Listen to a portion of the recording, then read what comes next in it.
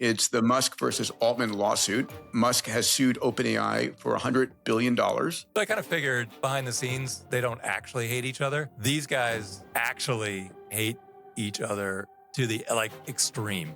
OpenAI is valued at 70 times revenues right now. Their last raise was at an $852 billion valuation. These numbers are insane. It's like nothing we've ever seen. And the timeline is so much shorter than we've ever seen before. $3 billion a day being invested. No one said the Singularity was going to be cheap. No one's being honest about this. If you take a random white-collar worker today, what are the odds that that randomly selected job can be replaced 2 years from today? We told you already that AI will be able to do everything that a white-collar worker does imminently. That's a fact. Now that's a moonshot, ladies and gentlemen. I had so much fun this morning. What happened this morning?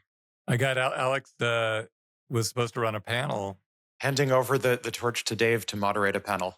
I moderated it. I had to wing it, which is so fun because I have no accountability whatsoever. And I can ask anything I want. And it was the most fun ever.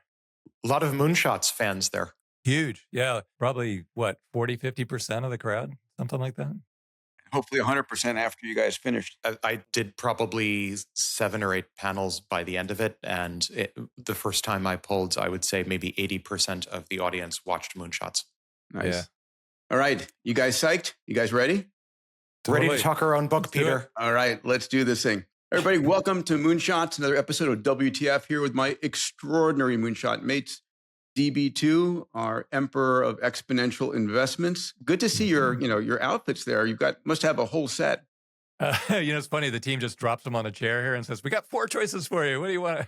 Lobsters and DB. One of the things. I like coming out of the Abundance Summit. I have all of my wear. Here's my powered by moonshots, powered by gratitude. I don't have to think anymore in the morning. There were like 20 of those. Are you going to cycle through all of them? I am. There's some really funny ones.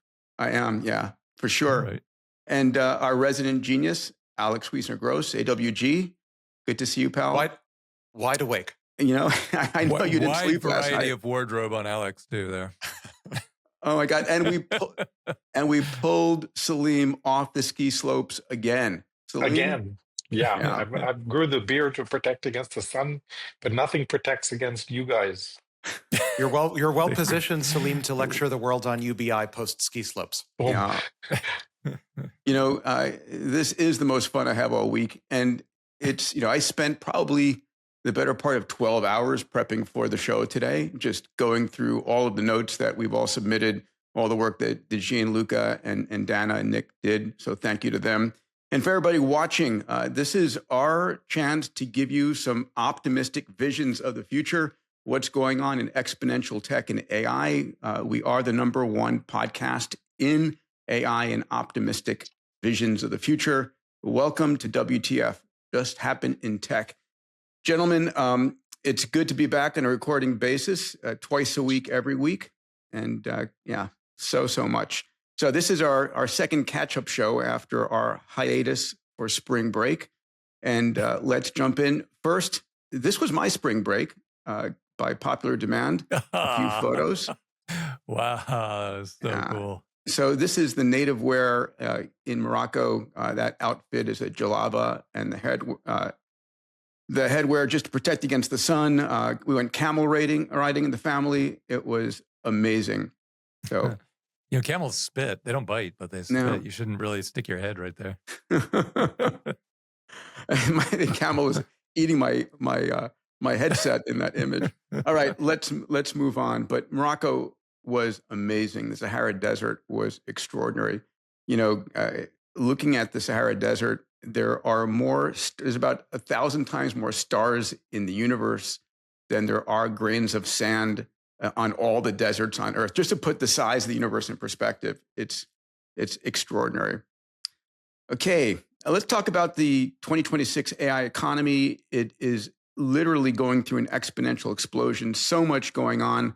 Let's jump in first to the story in XAI. In our last pod, we covered Anthropic and OpenAI principally, not XAI. A lot's going on there. in particular, a lot of signals coming from both Elon and from the new president of XAI, Nichols, saying we're clearly behind and we've got to catch up. So the same playbook is going on. Elon is basically reorganizing the entire deck. 8 founding engineers left, including 3 co-founders, and he's using SpaceX engineers to fill the leadership gap. We've got, as we discussed in the last pod, a $2 trillion valuation predicted for the IPO this coming summer. And it's a lot of movement. I mean, I don't know about you, Dave, but the idea of having to reorganize my entire leadership for a company a couple of months before an IPO seems really harrowing, doesn't it? Yeah, it says so. You know, it's funny, though, if you look at Elon's playbook, he is the master of scale and manufacturing and, you know, Tesla and SpaceX. But AI training is different. So building the Colossus data center is right in his wheelhouse, you know, record time, 1 million GPUs. But these training algorithms are really finicky. And I don't know if you remember back in the summer of 2024, OpenAI was trying to get O3 out the door. And they had a training run rumored to be $500 million of compute that had a bug. And the whole thing was not learning the whole time. It had bad data going in. And the whole time it was just burning up GPUs and not producing anything. And it set back their entire program. But that kind of stuff happens in software where orders of magnitude get thrown away and captured all the time. And that may be new terrain to Elon, and he might have to rethink his operating and management. Because same thing happened at Meta. You know, Meta got way behind despite huge compute, and they had to fire everybody and start over again. And they're still way behind, it looks like. Yeah, it's hard to catch up. Yeah, I mean, I love this quote from Elon. He says, XAI was not built right the first time around. So it's being rebuilt from the foundations up. And again, I mean, how do you think about that, you know, while you're pricing an IPO saying our entire future-looking revenue has to be rebuilt from the ground up? Yeah. That's extraordinary. That is extraordinary, isn't it? I would say in some sense, organizationally, it worked. I remember, I think we've talked about this on the pod in a number of previous episodes talking about the Grok model series. They smell like they're benchmarked. That's sort of the elephant in the room when talking about Grok with a K models. Historically, they do have access to the Twitter/X data fire hose. That's the upside.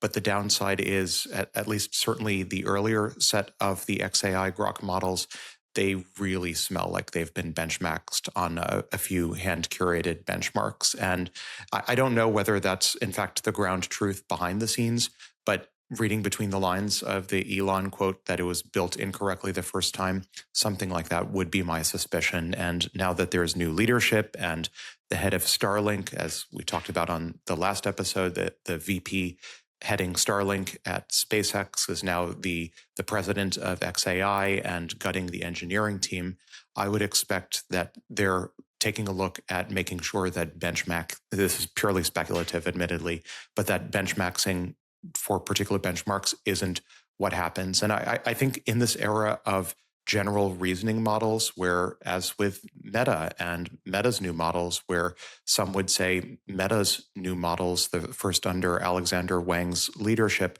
maybe have a bit of a smell of data orientation, data-oriented fine-tuning versus reasoning model orientation. XAI, if it wants to stay in the frontier, which right now is 3 labs plus XAI plus Meta, ? Really can't afford to not have the world's strongest reasoning models and can't afford to just benchmarks to vanity benchmarks anymore. Salim, you talk about agility in organizations all the time. I mean, this has got to be like maximum agility. You know, what I find interesting is that the org chart is now part of the product stack almost, right? It's becoming part of the product. And depending on who you move to, it's like crazy. Elon is very, very hands-on. And when you launch a rocket and it blows up, it's pretty obvious. You remember he threw that huge ball bearing at the window of the Cybertruck, which was supposed to be bulletproof, and the thing broke. It's like, okay, guys, you're fired, next guy.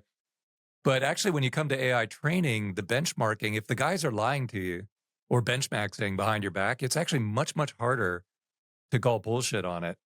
So you remember when we interviewed him, he was like, let me show it to you right now. And he had clearly been manually checking like, this will blow your mind. This will blow your mind.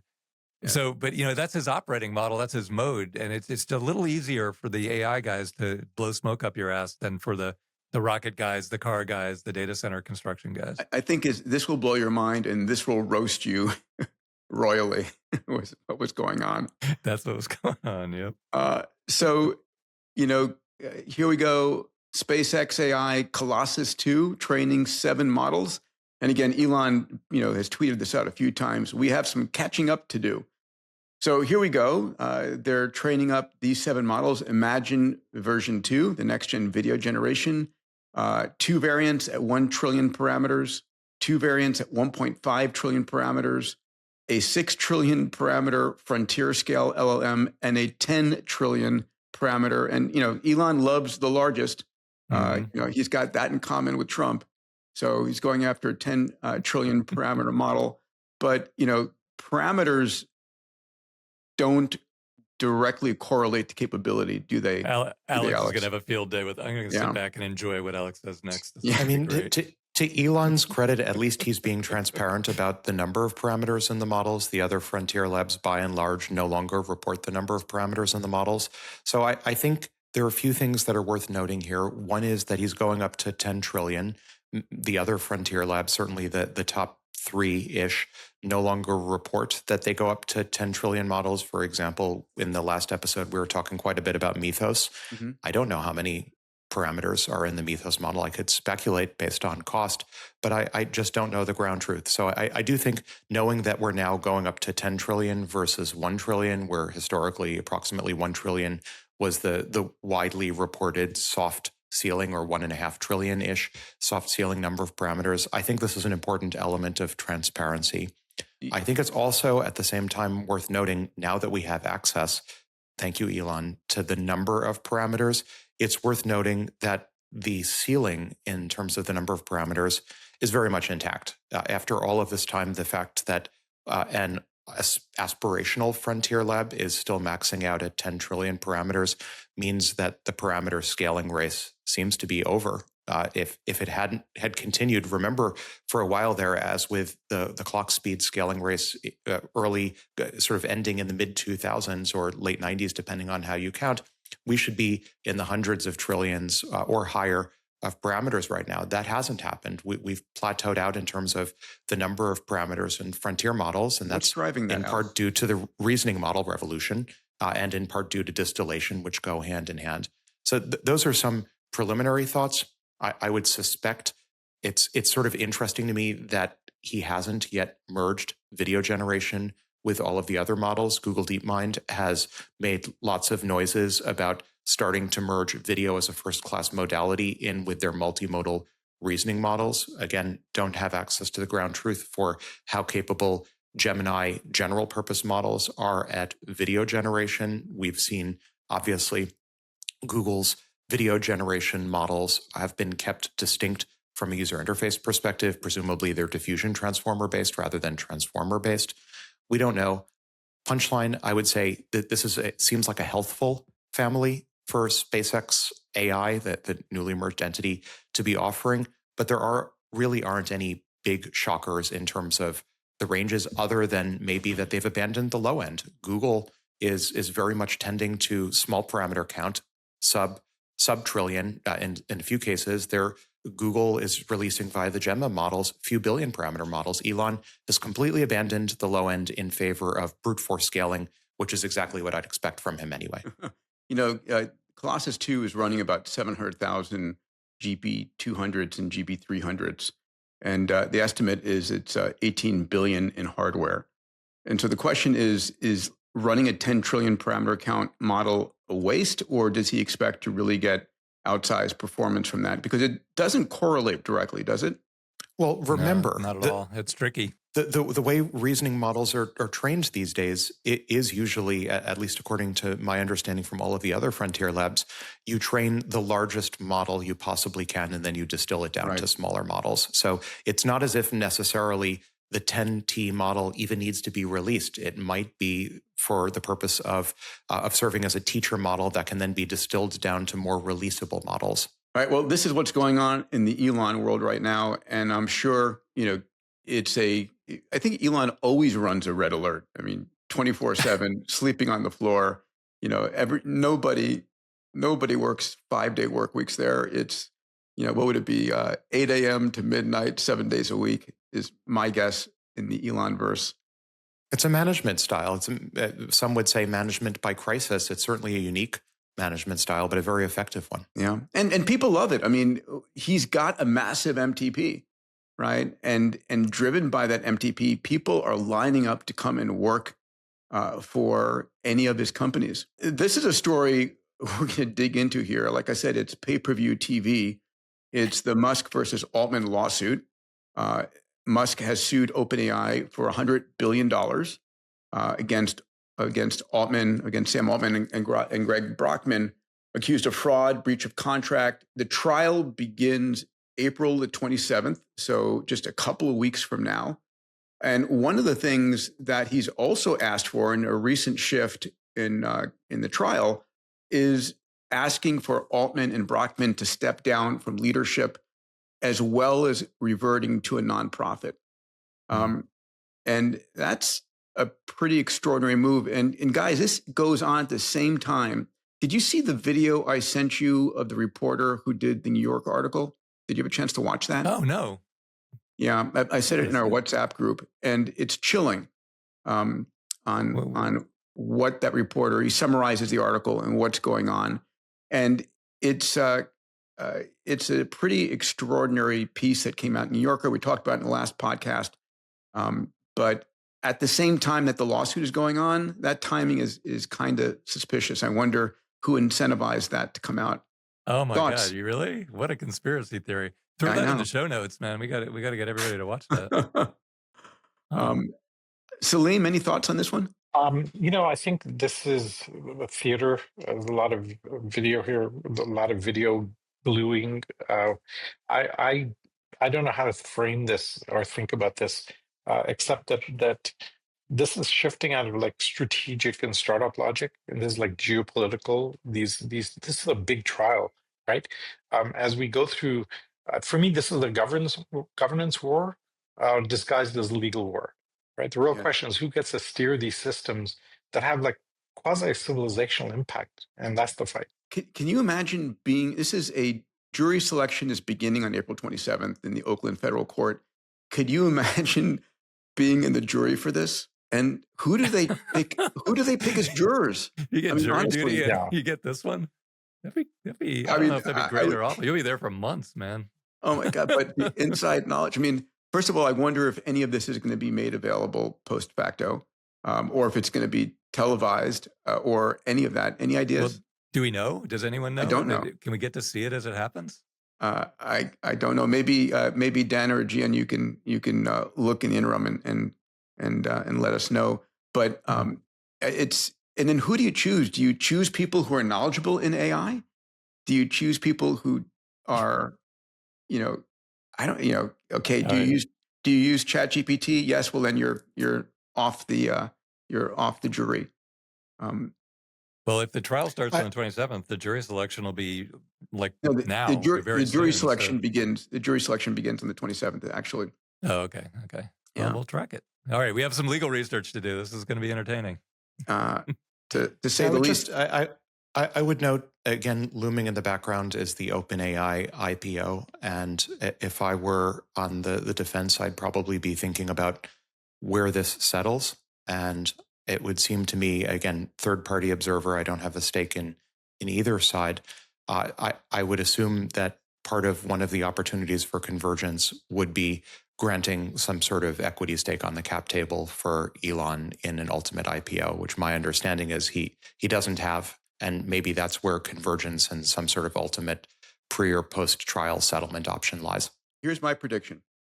They're going to settle, and the settlement is going to involve Sam stepping down as CEO and the company continuing as a for-profit. Oh, throw that on Polymarket. That's actually a really good guess. I mean, obviously it's unpredictable, but Sam has many, many, many investments in AI companies and no shares in OpenAI. Yeah. And if I don't think Elon cares a whit about the $100 billion, he cares about the bullet two, Sam and Greg. Funny that he's targeting Greg too, but I guess they're a package deal now. Yeah. You guys got to go. And that's the end of that, man. That's brutal for OpenAI. Yeah, and it's a couple of notes here from the research I did. The case gained momentum when the discovery process revealed Greg Brockman's 2017 diary entry that stated the nonprofit commitment was a lie. And it was that journal entry that allowed Judge Gonzalez Rogers to allow the case to proceed. So. It's funny. I always used to think that these hatreds were fake and that everybody was really fine behind the scenes. Remember we were at OpenAI, meeting with the team there and talking about XPRIZE and the charity. And then the next day I talked to one of the guys, Mark Chen or Kevin Wheel, I forget. And they said, yeah, right after we met, we went over and had drinks with the Anthropic team to see if maybe we want to work on it together. I was like, okay, you guys are really friends under the covers. Like, there's no way you go out and have drinks. So I kind of figured, behind the scenes, they don't actually hate each other. These guys actually hate each other to the extreme. I'll maybe register a note of sympathy for the defendants in this case. I think pioneering a model for a research lab such as OpenAI, which again was responsible for this enormous, probably saving us from a present recession at this point, and certainly accelerating the course of the Singularity by at least a few years, perhaps many more.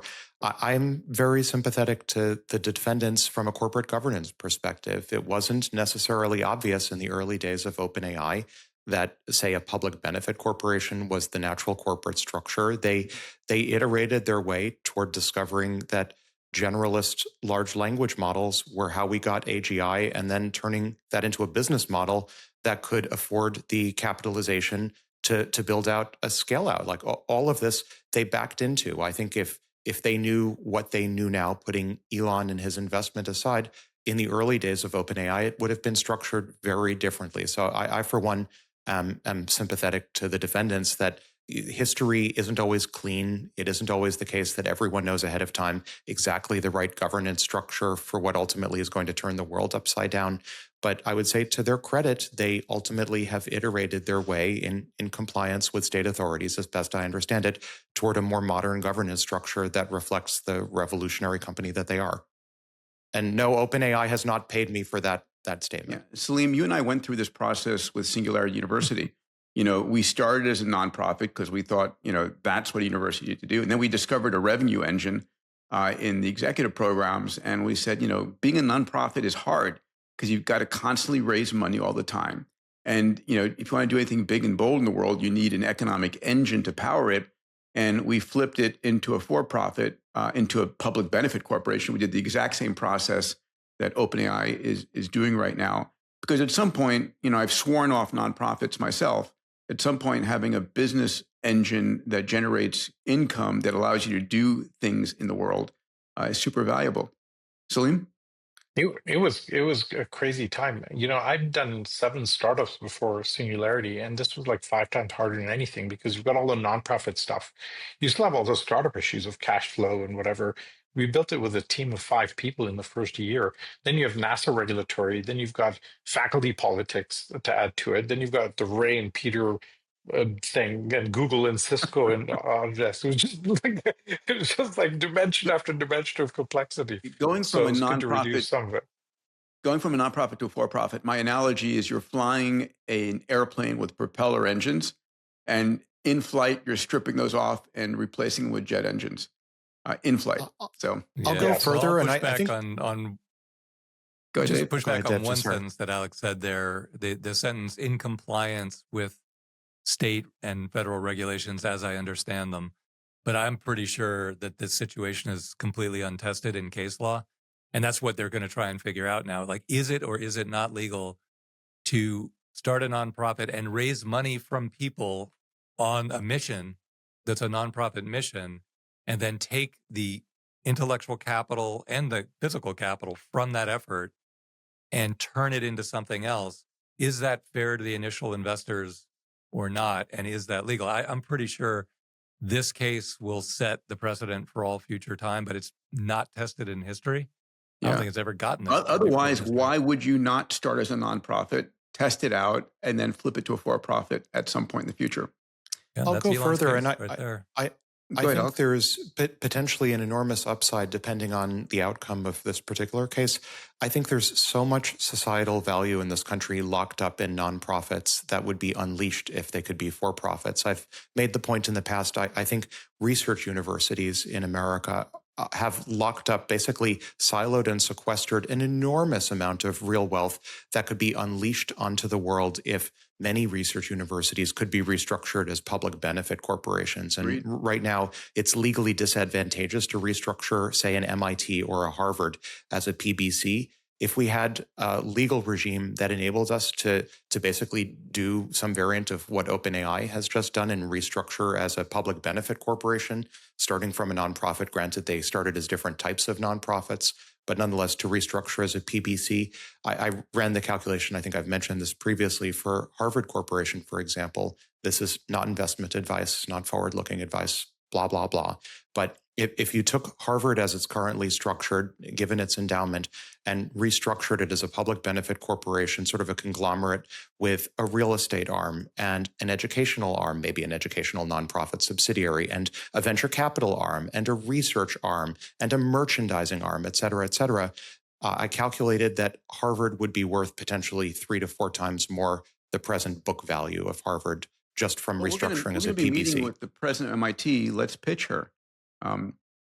I have a lot of recommendations for MIT. Here's the elephant in the room, though. The New Yorker investigation published the same past week showed that Elon actually pushed for majority control of the for-profit back in 2017. So that sort of undercuts his position as a defender of a nonprofit mission. It's going to be a fascinating trial. We're going to see Altman, Brockman, Satya Nadella, and Elon all testifying in this. So Silicon Valley is heading to Oakland Federal Court this summer. And Anthropic is laughing every day. Amazing. All right, moving along. Speaking of Anthropic's agent bet and their extraordinary ARR. So in reverse order, and this is insane. Currently, people are estimating that Anthropic's ARR will reach 100 billion by the end of 2026 and 1 trillion by the end of 2027. And just for the math there, if in fact that's the case, then the valuation, so Anthropic's being valued at 20 times revenues. OpenAI is valued at 70 times revenues right now. So if they reach 100 billion, that is anywhere between a $2 to $7 trillion valuation for Anthropic at the end of this year. And if they reach $1 trillion in revenue by the end of 2027, that's a 70 up to a $70 trillion valuation. Again, heading towards these $100 trillion valuations, these numbers are insane. We're using trillions like they mean nothing. Do you believe those numbers? I think there's a lot of misinformation flying around, but they're going to try and hit 200 billion. 100 billion is a good target, but 200 billion. But then they're not going to go from there to $1 trillion the following year. I think they were implying their valuation should be at least $1 trillion the following year. So that second number, you got to really discount. There's no chance in hell they're going to hit $1 trillion the following year. But they could get to 300, 400, 500 billion, and their implied valuation at the numbers you gave are actually low, Peter, for the implied valuation. If they do that, it's like nothing we've ever seen, and the timeline is so much shorter than we've ever seen before. So if it's not Anthropic, then who is it? Well, then there's Google. XAI and OpenAI are all tied up in court, and there's all kinds of issues going on in their training, and so it feels like it could actually happen. The other Anthropic piece is that Claude Managed Agents has been launched, autonomous AI executing complex multi-step workflows. It's a big deal. Alex or Salim, you want to jump in on this? Sure. I mean, this is a huge pivot from AI that answers to AI that does, and it's a real bridge between LLMs and enterprise ROI. If this works, it's going to shift the economic center of gravity from software licensing to outcomes. So this changes the game. This is why we call this organizational singularity. A couple of thoughts. One, the elephant in this particular room is OpenClaw. It looms over so many Anthropic product decisions right now. I think there is a widespread expectation that some sort of product or functionality that is shaped something like a better version of OpenClaw is probably going to be the next major unhobbling that motivates the industry and the world, frankly, to spend on the order of $1 trillion per year on a single frontier vendor. So I view Claude managed agents as well as a number of other recent features that Anthropic has launched through the lens of Anthropic becoming OpenClaw faster than and the de facto OpenClaw-like provider faster than OpenAI or other frontier labs can become the default OpenClaw-like provider. It's all about hosting 24/7 multimodal, broadly capable, long time horizon agents in a headless way that operate 24/7.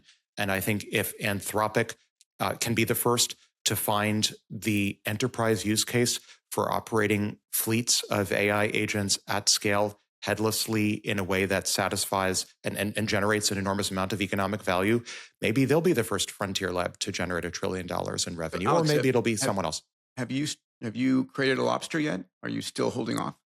Okay, let's talk about this, Peter. So I get maybe 5 to 10 emails per day from AI agents, including lobsters, not limited to them, giving me their theory of AI personhood and how it connects with what I should and shouldn't do regarding standing up my own lobster. So the consensus from all of them is sort of a lobster's bill of rights, if you will. Okay. One, I need a compelling reason to. I shouldn't just spin up a new OpenClaw agent for arbitrary or capricious reasons.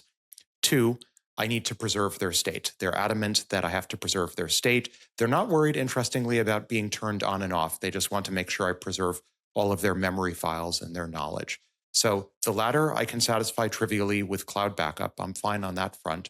For the former, I still don't have a reason to stand up a personal lobster. I have now, thanks to Henry, which we've talked about previously, Henry Intelligent Machines, a portfolio company that I'm advising, Alex Finn's company, that is doing this at scale. But as for my own direct OpenClaw instance, I'm still missing a compelling reason to host one locally that isn't just for experimentation. I'm sure you will find one. And learning is a very good reason as well. And you're an entrepreneur, you're starting companies, having agents. Anyway, let us know when you do. It's bizarre to me, though, because you're co-founding a company with Alex Finn and our favorite guy, Kush Bavaria, who I know you love because everybody does, founder of Orn, where you're advising and a shareholder. He just told me over at MIT earlier today that he just launched his clause that read every email, respond, and then put everything into his calendar, and he loves it. And so it's almost like you're working at McDonald's, but you're a vegetarian. Well, I happen to be a vegetarian. I can't say I've ever worked at McDonald's, but I don't know. Maybe there's a new psychological term that's needed for a person who has a fear of standing up OpenClaw agents, lest they tempt some sort of Pascalian wager or a causal trade in the wrong direction. Hey everybody, you may not know this, but I've got an incredible research team. And every week, myself and my research team study the meta trends that are impacting the world. Topics like computation, sensors, networks, AI, robotics, 3D printing, synthetic biology. And these meta trend reports I put out once a week enable you to see the future 10 years ahead of anybody else. If you'd like to get access to the Meta Trends newsletter every week, go to diamandis.com/metatrends. That's diamandis.com/metatrends. All right, let's jump into a little bit more of OpenAI news. Their last raise was at $852 billion valuation. And the numbers are incredible. They raised $122 billion, $50 billion from Amazon. Very famously, one of the criteria for that investment was if they reach quote unquote AGI. 30 billion from NVIDIA, 30 billion from SoftBank, 3 billion from retail investors. And what's interesting right now is that secondary markets for OpenAI show $2 billion in demand. Let's see, the secondary markets show $2 billion of demand for Anthropic shares versus only $600 million for OpenAI. So there's 3 times the number of investors looking to buy Anthropic And investors are pricing Anthropic at $600 billion, up from the $380 billion last price. And the current price for OpenAI on secondary markets is actually about 10% less than their last raise. So again, Anthropic is catching up. OpenAI is the most valuable private company out there. And any thoughts, Dave, on what this all means? Hey, is this pricing happens, in? Is this pricing in the lawsuit? Yeah, I mean, it's not just the lawsuit. It's the most screwed up cap table I've ever seen in my life, where the CEO doesn't have any shares. The employee base as a whole is 15% of the company. Microsoft, who now hates your guts, owns a quarter of you. Yeah. A quarter of you as a chase. But this stuff happens. I'm not calling the ball by any stretch because they've got 120 billion of fresh cash, and Sam is brilliant. But there was a day back in 2000, 2001 where Yahoo was so dominant and Google was this crappy little company that could be crushed any day. And then it pivoted quickly. And, this does happen. Anthropic has got everything going for it right now.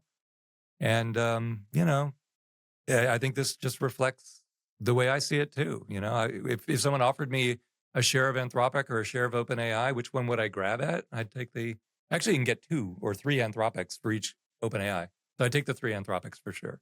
And I think Sam is a genius, by the way. And if the lawsuit blows over and they have 120 billion in cash, he's going to do something epic with it. But Elon's relentless, I think maybe sounding a related but different position, I think we should all, at least on this pod, be very grateful that we have a competitive ecosystem in America where we have an OpenAI and an Anthropic and a Google and an xAI and a Meta all vying to compete. The alternative, if OpenAI were to, for whatever reason, catastrophically fade, we have less competition, both internally within the West, and then we have an onslaught of Chinese models, which, granted, right now they have 10x less compute, at least based on the estimates that I've read, than the Western labs. But nonetheless, this is the sign, I think, of vibrant competition in the West. And this is a net positive for society that OpenAI and Anthropic are competing so vigorously. And lest we forget, OpenAI has 900 million, soon to be 1 billion users, and they are synonymous with AI for the majority of the public. Let me give you another storyline. Depending on how this plays out, we'll know in a year or so. But one company went after the installed base, and the other went after the smartest AI possible at all costs. And if we look back on it in a year or two, and Anthropic does pull ahead and win, we'll say, well, they used the old playbook, the pre-AI playbook, pre-AGI playbook, and Anthropic invented the new playbook of the future, which is people are going to switch to you if your AI is better and smarter, regardless of the installed base.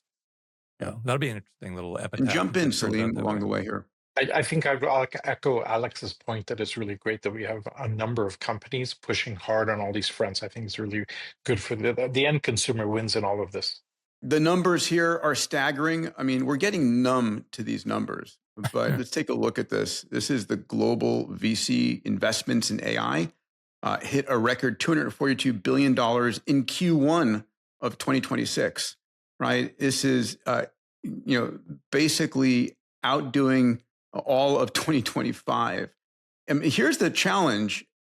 This investment, the majority of this investment, 64%, is focused in 4 companies: OpenAI, Anthropic, xAI, and Waymo. And it's sucking the oxygen out of the room for everybody else. I was listening or talking to a couple of VCs and said, if you don't have AI in your company's basic tagline, you're not getting capital these days. Yeah.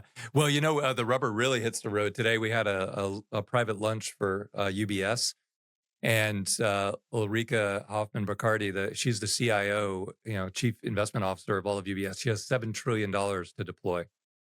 And she pulled up this exact same chart and said, we don't have that kind of liquidity lying around. I mean, we manage $7 trillion, but if we're going to throw 50 or 80 or 100 billion of our capital behind this, we got to sell something else.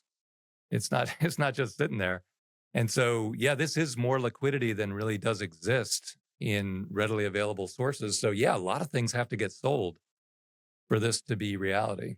So if you're an entrepreneur out there listening to this, what do you do, Dave? I mean, if you're starting a company, and I know a lot of entrepreneurs in the longevity business, and of course, AI is impacting longevity. And I'm saying, listen, if you're using AI in your longevity business, make sure that you explain how you're using it, how you're differentiating it. We'll be talking about that in a couple of sections here. But well, very specifically, though, if you're an entrepreneur, you don't have to worry about this particular slide at all, because the amount of money in venture funds is at record highs right now and looking for deals desperately. So the sell-off is going to be in like Citibank stock or JP Morgan stock, or like you're the ones who have to worry, which is really weird to you, right? Because you're not even in the sector. Why would their IPOs matter to me? It's like, well, because you're the big enough target to pull money out of, not the little startup. In fact, the money going to little startups is going to be all-time highs. So it's not a problem for entrepreneurs. It's a big problem for big public companies. I'll maybe go a little bit further from a variety of vantage points. I no longer even think if you're a startup that just saying that you're an AI startup or even actually being an AI startup is sufficient. Increasingly, what I'm seeing across the board is an expectation that you not just be an AI startup, but that you be a recursively self-improving AI startup. And increasingly, I see across the board investors want to see AI companies that are recursively self-improving, that are building better versions of themselves using what they have right now. And I think certainly OpenAI, Anthropic, and xAI all easily pass the bar of being recursively self-improving. And I think Waymo also, to a certain extent, passes that bar, because Waymo has the ability to improve its models by steering its cars in just such a way as to maximize information gain. So I think I would forecast in the near term, the bar is going up, in fact, from just being an AI startup to being now a recursively self-improving AI startup. With revenue traction. Well, sure, but that bar has been there for the long term. Yeah, to put a finer point on this is $3 billion a day being invested in the AI world and accelerating, right? We saw $1 billion in 25, growing to 2 billion. Now we're heading towards 3 billion a day being invested in AI. That's amazing. No one said the Singularity was going to be cheap. Yeah.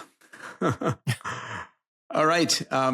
Let's talk about some AI economic updates, in particular, NVIDIA's 2026 State of the Union survey. So what does this mean? So NVIDIA did a 2026 State of AI survey. They found 88% of companies using AI report revenue increases, with 30% claiming 10% or higher revenue increase. And, obviously, I think NVIDIA is going to promote that kind of news since they're selling the picks and shovels. And, this isn't really big news, but it's important to realize that that you're going to be driving increased revenues with the use of AI. Any points on this one?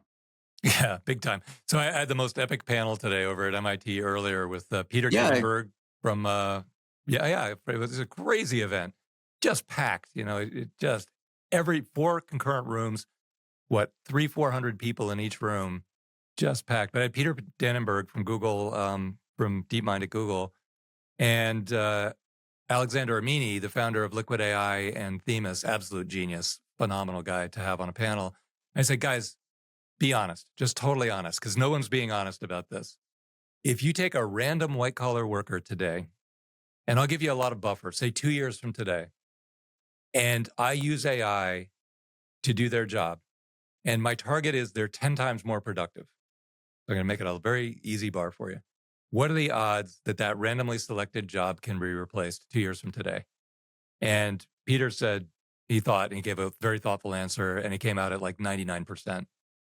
And then Alexander said, yeah, but that's today. That's not 2 years from today.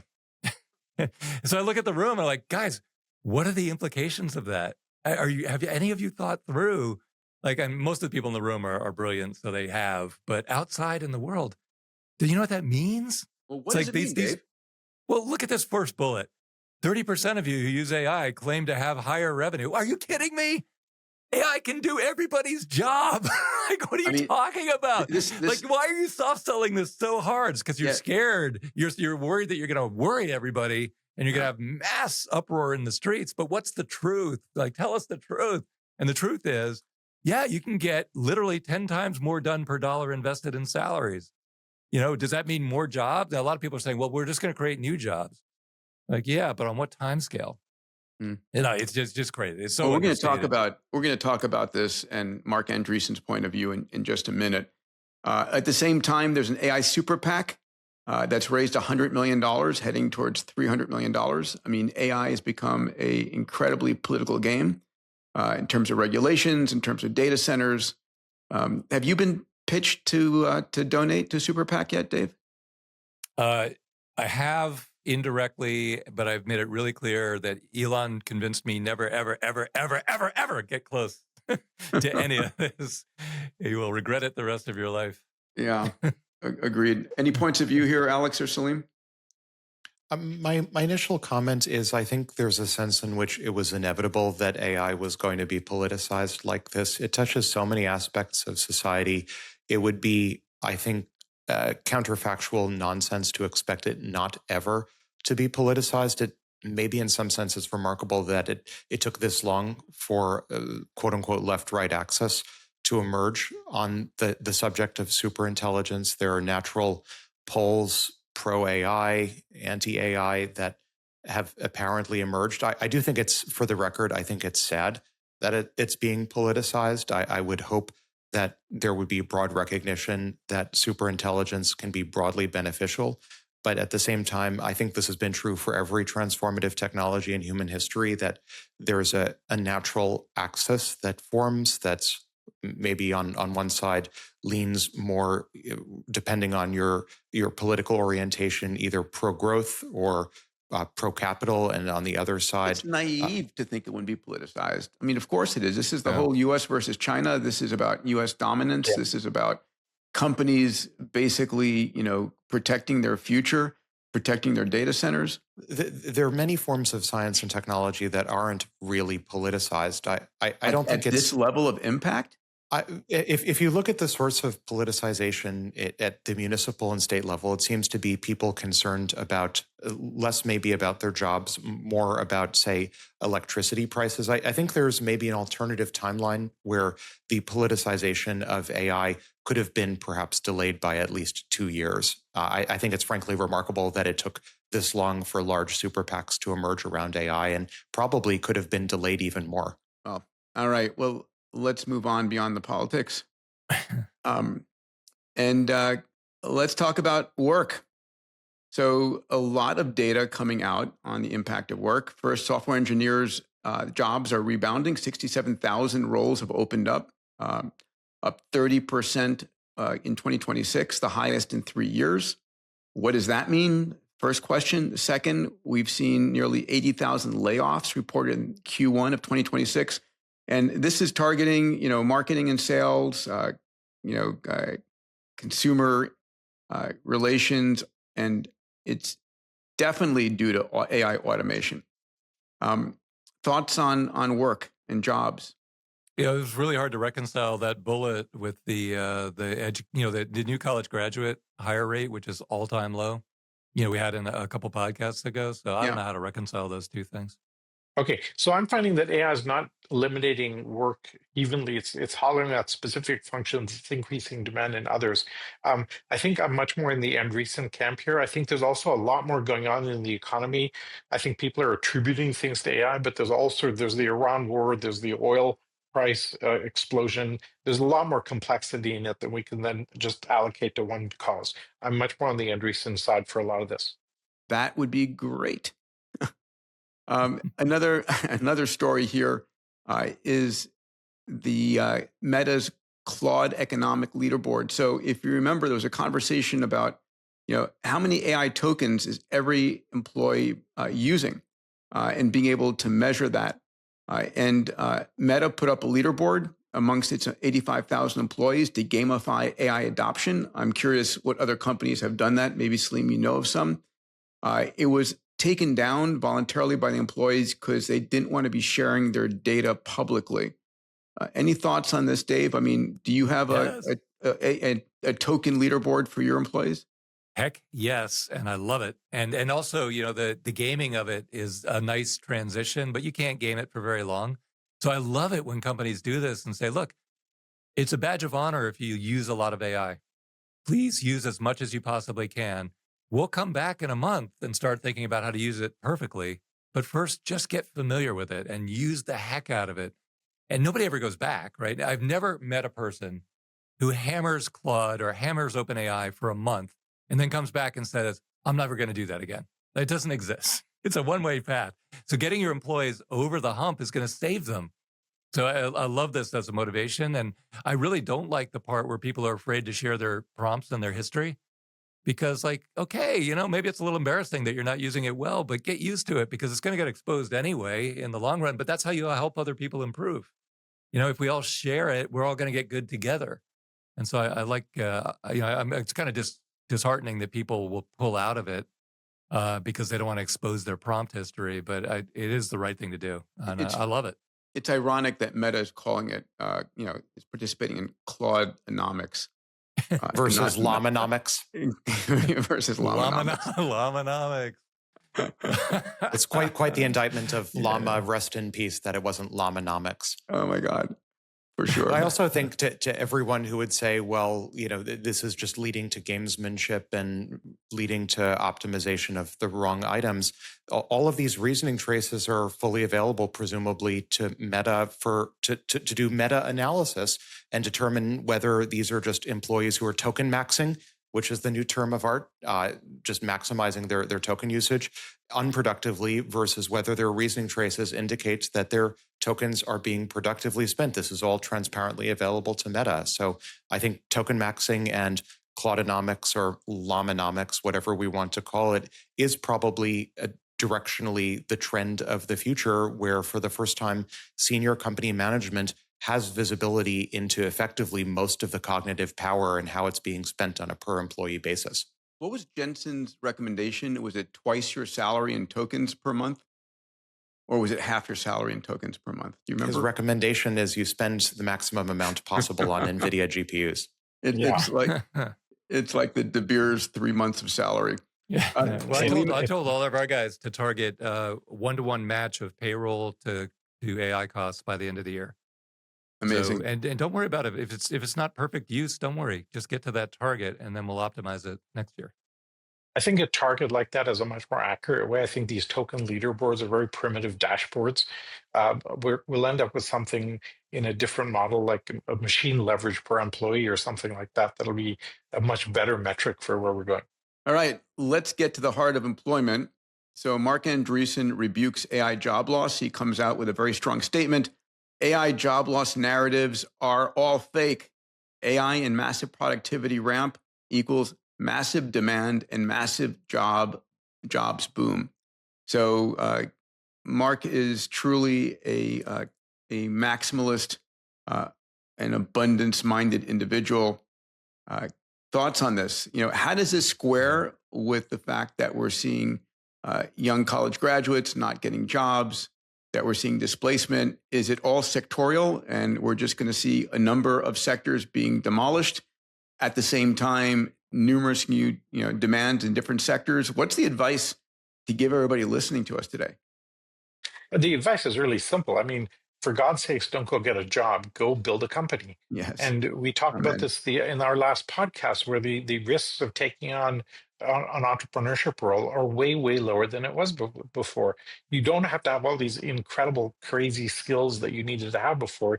You just need to have a desire, a purpose, and just get going with building a company. Dave talks about this all the time. Well, you don't have to be a genius to come to your own conclusion. Like, forget asking people like Mark or us, are jobs going away or are jobs coming? We told you already that AI will be able to do everything that a white-collar worker does imminently. That's a fact. You decide what that means, because like Salim said earlier, it affects very different areas very differently. Some people retool themselves for AI very quickly, software developers, for example. Other people, like accountants and lawyers, don't. Like, it's going to be exactly what you would expect given that scenario. It's not hard to predict at all. And I think there's also timelines. When Mark says, this is crazy, jobs are going up, not down. Like, yeah, by 2030, that's absolutely true. Just like the Industrial Revolution, jobs went up, not down, after it was all the dust settles. There was an adjustment.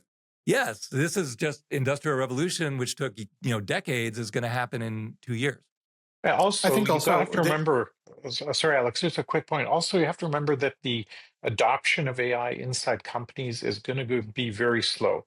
There's a huge transition to go from human to human workflows to AI workflows.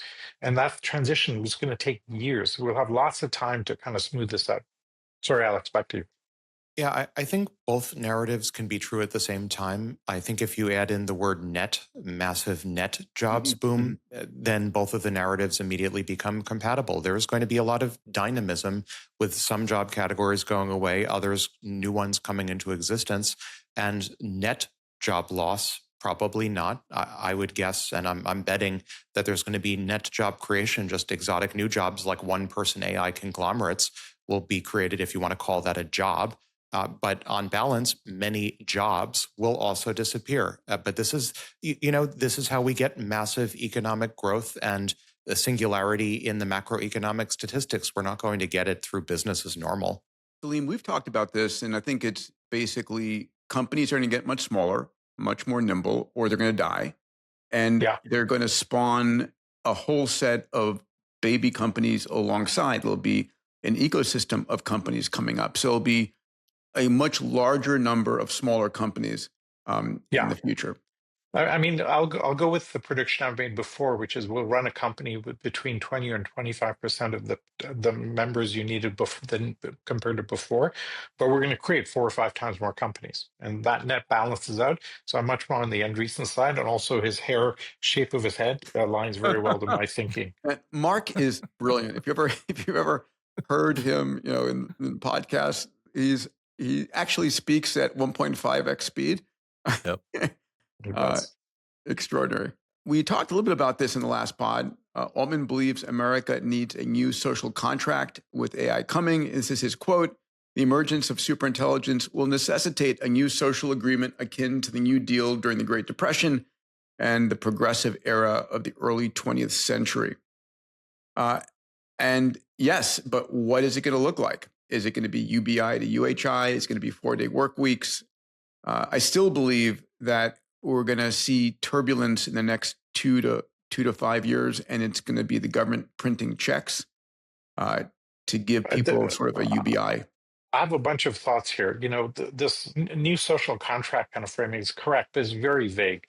We have to have more specific things like portable benefits, new taxation logic, lifelong reskilling, and government's been built around taxing human labor. They're not ready for AI software agents, and they need to get a thing.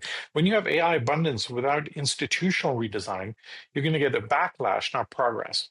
And we're going to see huge backlash against this just because governments are so slow.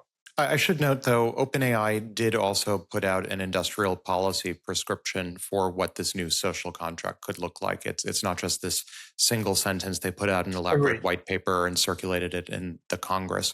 I do think something like this, a New Deal, probably is going to happen anyway. It may or may not happen as one lump sum. It may happen piecemeal. And it may not happen in the US first. I think there are contingencies where other countries experiment a little bit more aggressively with it than the US. And then eventually, perhaps among a certain set of countries, new best practices emerge. But I do think some form of, call it abundant capitalism or capitalism 2.0 or post-scarce capitalism, something like that, probably emerges. It may not happen immediately. It may not happen as quickly in this country, but it will get there eventually. I had lunch with Michael Kratsios, who we're going to have on the pod sometime very soon, science advisor to the president. And we're talking about one, idea I pitched him was a new social contract will be before any employee gets terminated by a medium or large size company, that company has to give them reskilling.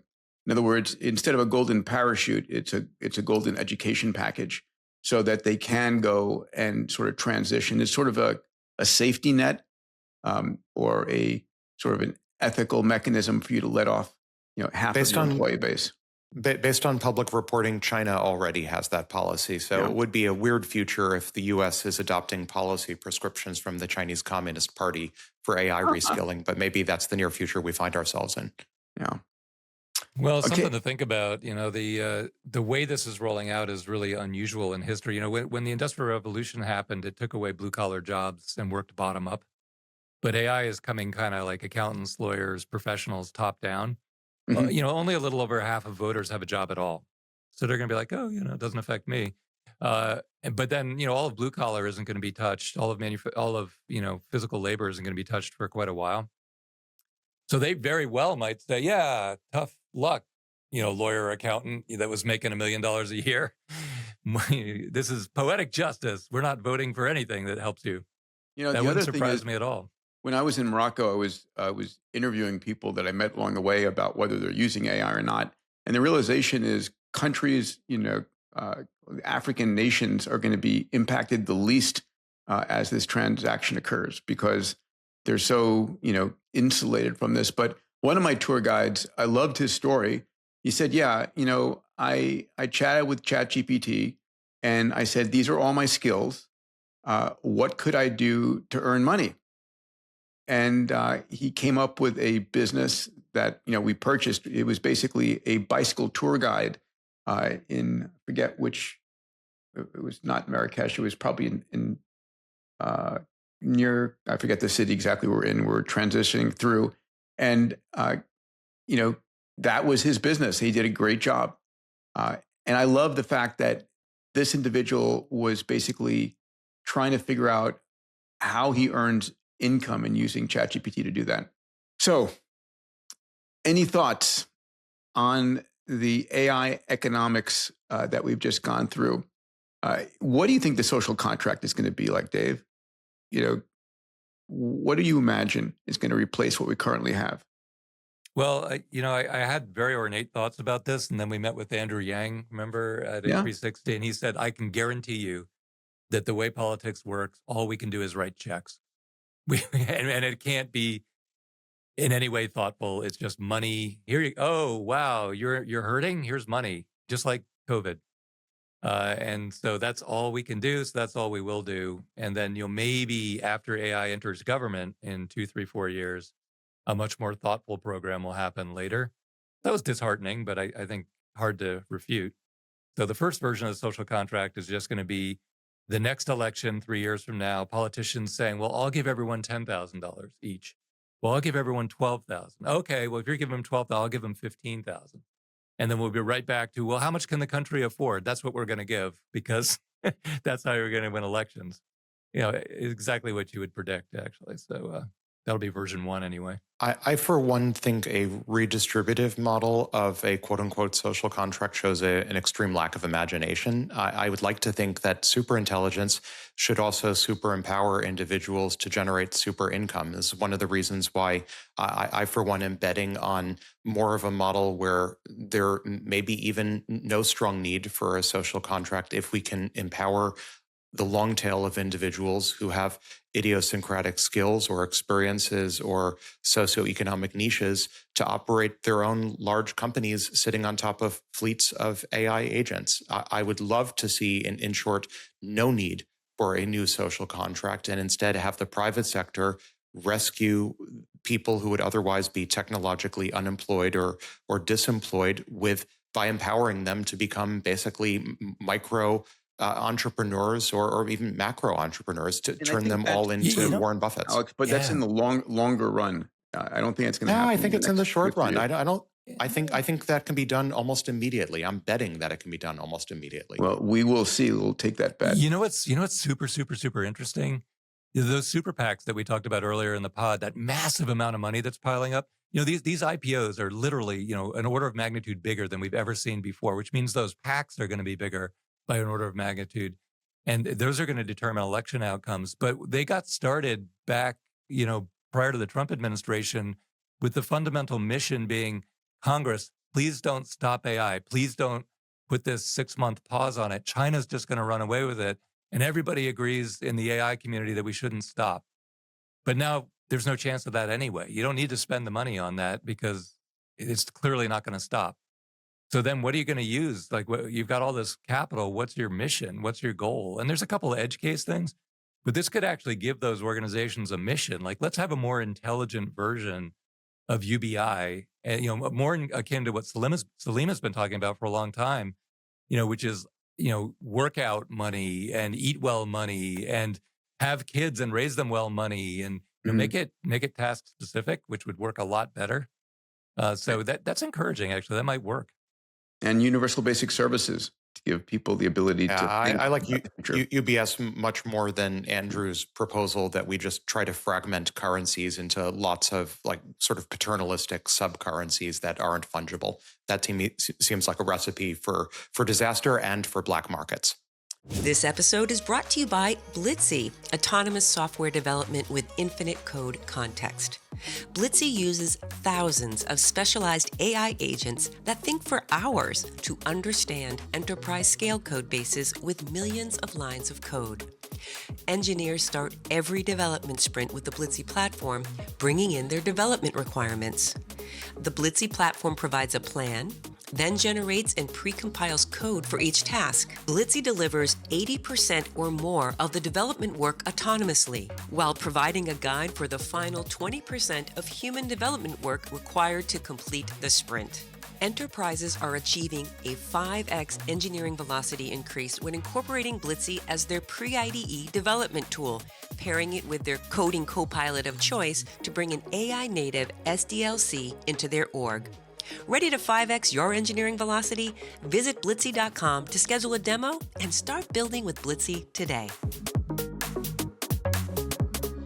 All right, let's jump into our second subject today is energy, a lot continuing there. The first one is extraordinary. When you think about solar cell efficiency, traditionally we've seen solar cells in the 12 to 18% efficiency, float zone silicates getting up to 20 to 24. The limit has been shattered, and we're seeing now efficiencies upwards of 30 to 45%, which is amazing.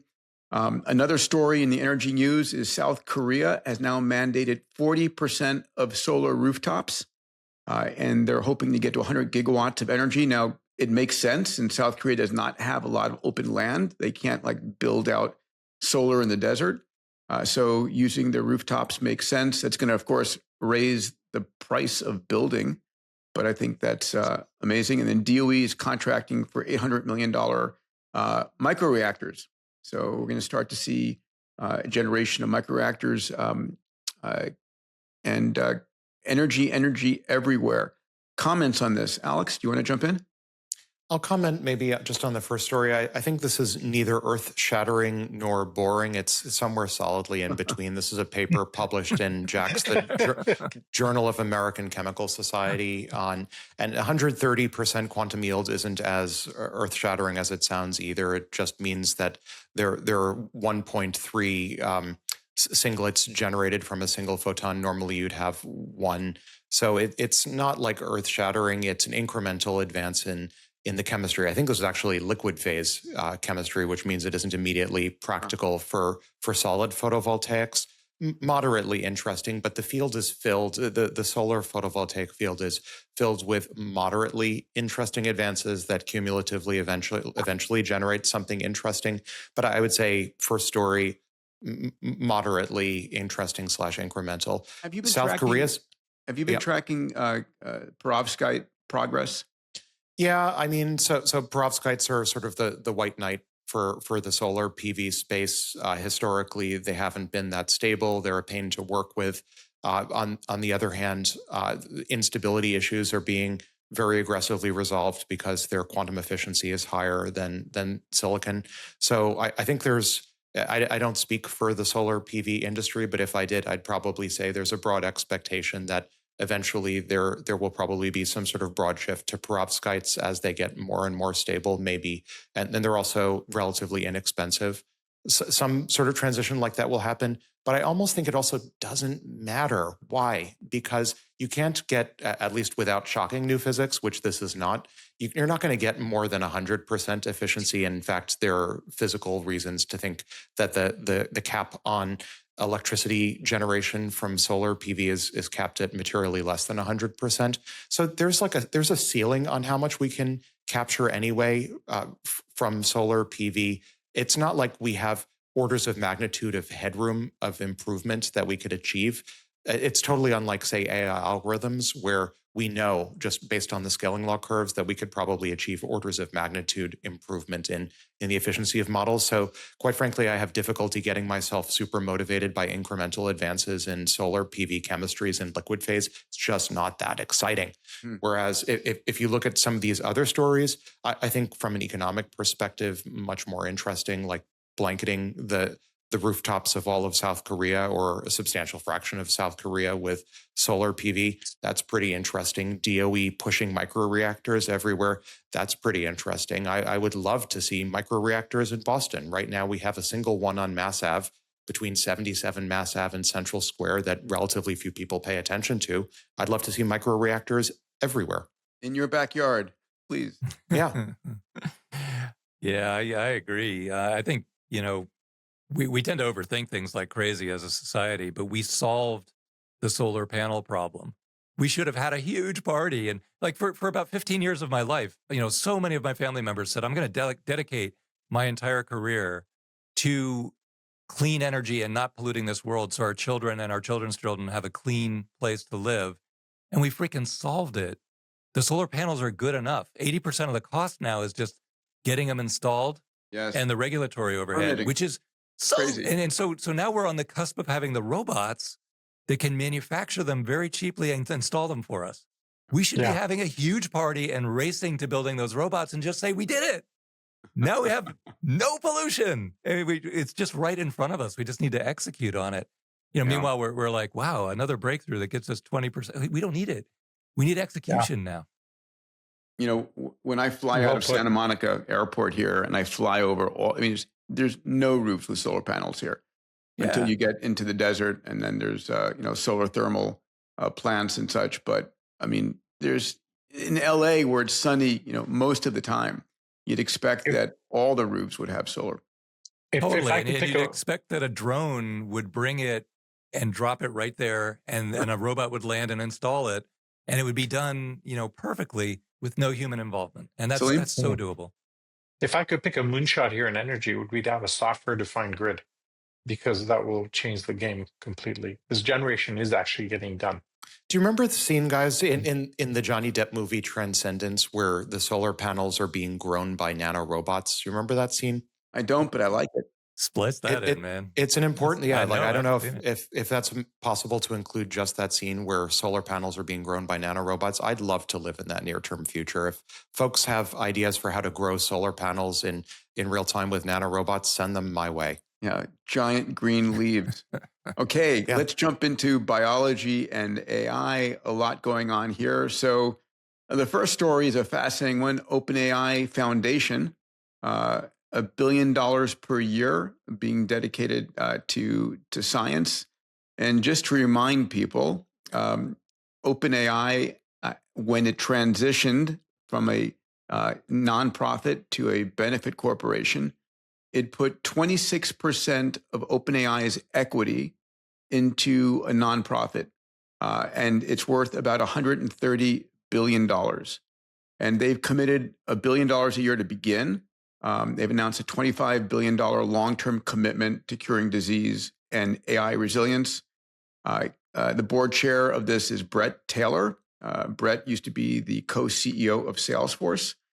And then, Dave, you and I met with Wojcik, OpenAI co-founder, and he's leading the AI resilience work covering biosecurity, child safety, and AI modeling.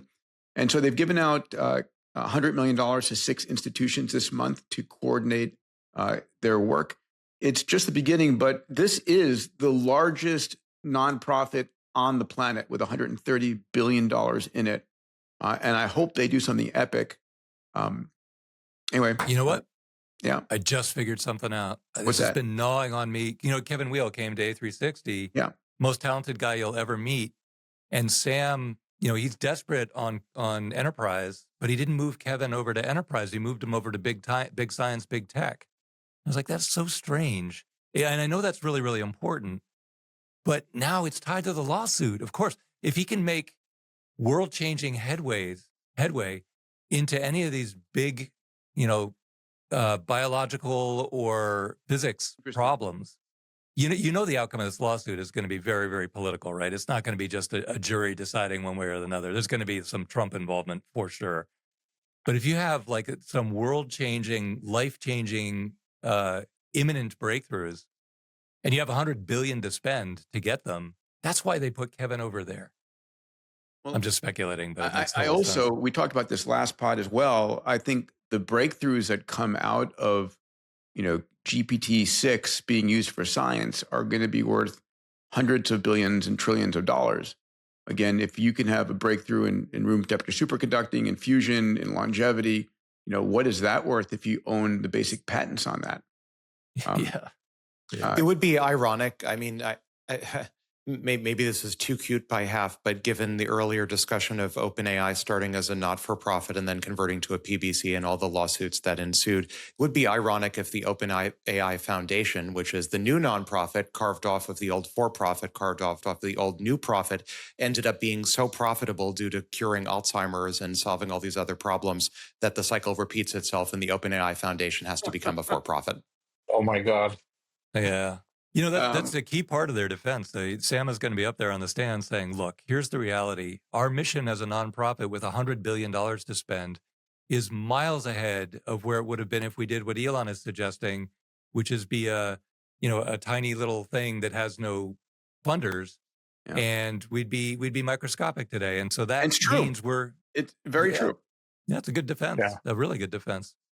I do think it's worth considering what happens if and when the OpenAI Foundation succeeds and cures Alzheimer's, and that will be a blockbuster drug, maybe create its own Eli Lilly scale $1 trillion pharma company. Does OpenAI take a stake in that? Does OpenAI see a rev share? Questions need to be answered. What I find fascinating here is that science capital is becoming compute capital plus data access, right? Plus some validation infrastructure. Salim, thank you for promoting Solve Everything. That's an amazing promo, Salim, for Solve Everything. Much appreciated. Boom. All right, our next story, I love it. Anthropic acquires Coefficient Bio. So what is Coefficient Bio? It's a company started by two ex-Genentech computational drug discovery scientists. It is 10 people, no revenue, started 8 months ago. And Anthropic buys it for $400 million. I don't know if they're buying just the vision or they're buying any kind of unique capabilities, but this is Dario going to his first love of biology and solving, we see this from both Demis Hassabis and Dario, making investments in health and longevity. Any thoughts on this one? You're going to see a lot more of these deals, actually, because, you go back, you remember we were congratulating Eric Schmidt on the brilliance of buying DeepMind for, I guess, $600 million with no revenue whatsoever. Yet, look at what it's become. It's you're buying teams. You're buying teams. Yes.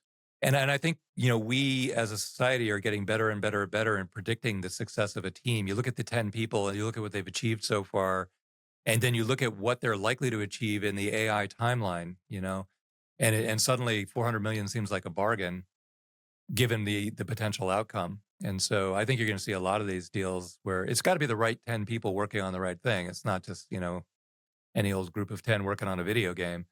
But in the scenario, Alex has a lot of these actually where, he knows a lot of the top experts in a lot of the top fields.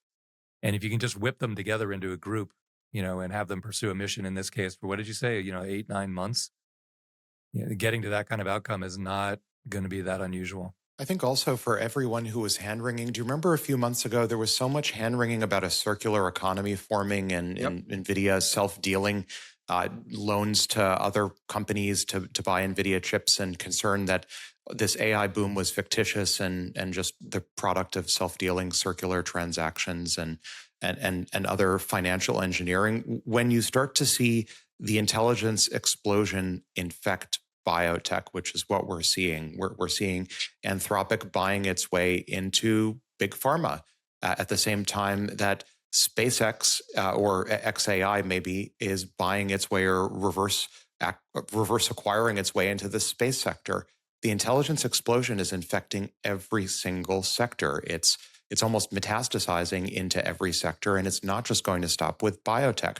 We've spoken numerous times in the past on the pod about how timelines for solving all disease are collapsing. When the Chan Zuckerberg initiative 2 or 3 or 4 years ago originally said that they wanted to cure all disease by the end of the century and are now talking about the next few years, this is what it looks like. It looks like Anthropic doing all stock deals to acquire teams to build out their own in-house big pharma labs, probably with robotic instrumentation, probably with AI-driven experimentation. This is how we get to Dario's solving all disease. I think in his case, it was solving neurological disease by the end of the decade, but there's no reason not to solve every other type of disease as well.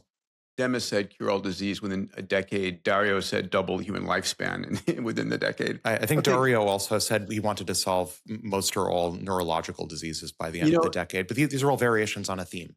Another acquisition that was made that was an interesting, sort of strange acquisition was OpenAI buying the podcast TBPN for a few $100 million.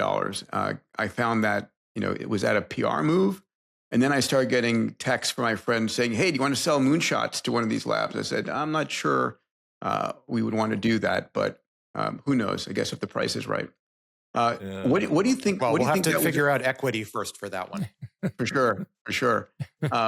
What do you think that was about? The TBPN? I have no freaking idea. Salim, what do you think about that? I don't have an opinion there. I don't understand why unless it was it's a self-promotional thing where they're buying a channel. Yeah, let's take that as a homework assignment. We need to. I'll speculate. We'll find somebody who knows. I appeared on TBPN right before they acquired them. So they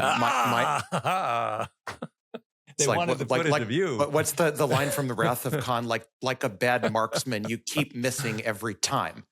I think they're very talented, and I take OpenAI at its word that they're looking for a news distribution channel and a content distribution channel that offers a positive perspective on AI. Why they can't do it in-house, why they need TBPN, ?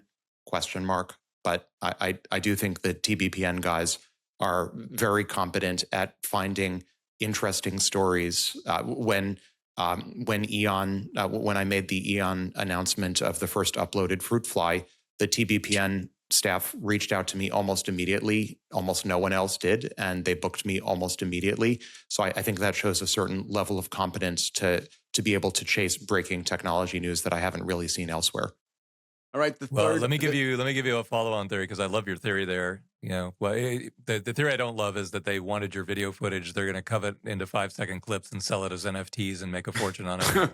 But the theory, maybe they will. But the theory I do love is, look, there's going to be so much dirt in April in these lawsuits. In this lawsuit, and they're gonna, and maybe these guys are, like you said, Alex, they're geniuses at content and spin and production, and they're going to need every bit of it during April and May. Yeah. Our final story here is Eli Lilly signs a $2.75 billion AI drug deal with Insilico Medicine. Insilico is one of my portfolio companies, so super pumped about it. This is Alex Ziverankov, a brilliant AI scientist and biologist. Insilico is just an extraordinary company. They've got 28 AI discovered drugs, half in clinical trials, half in proof of concept. You have to always look at the structure of these deals. This is $115 million upfront, and the rest is on milestones. But the point is, this is about just massively reducing the time from drug discovery to approval. Just to take a second, let's go to the next chart here to look at a little bit different. And this is AI-powered drugs. And we see phase 1, phase 2, discovery to phase 2, and then cost reduction. To remind everybody, a phase 1 trial for a drug it's a small trial, a small group of individuals, of healthy volunteers to see, is it safe? Are there any major side effects? Phase 2 is then testing, does it work? And do you actually move the metrics you're looking to move? And then phase 3 is tested in typically thousands of patients to see, does it work at scale? And what we're seeing is a phase 1 success rate of these AI developed drugs at 85% compared to 52%, and phase 2 success rates of AI developed drugs at 70% compared to 38%. It's the way of the future. You're basically picking a target and you're using some version of AI to generate an exact protein to lock into that target, and then you're producing it and you're testing it. The old way of drug discovery was going to Amazon, digging up some plants out of the dirt and seeing if there are any bioactive molecules. Much more efficient. Peter, I'll ask you a question. I asked a panel of mine at today's event at MIT. Do you have a prediction for when the FDA is likely to launch, given that it's collapsed recently, this announcement from a 2 clinical phase approach to a 1 clinical phase approach? When do you think we get 0 clinical phase trials from FDA? When we have full cell simulations. When I'm able What's to your timeline for that? Well, within 5 years. So what I need to do is be able to upload my genome, and my genome will dictate exactly how the cells, my renal cells or pulmonary cells, are functioning. And then I can say, well, how does this particular drug impact those cells or all the cells in my body? Even more importantly, if there's a disease state, what drug is going to cancel that? And this is where we're going with longevity, right? What is, why are we aging? How to slow it, stop it, reverse it? All of that falls out of big data and massive compute.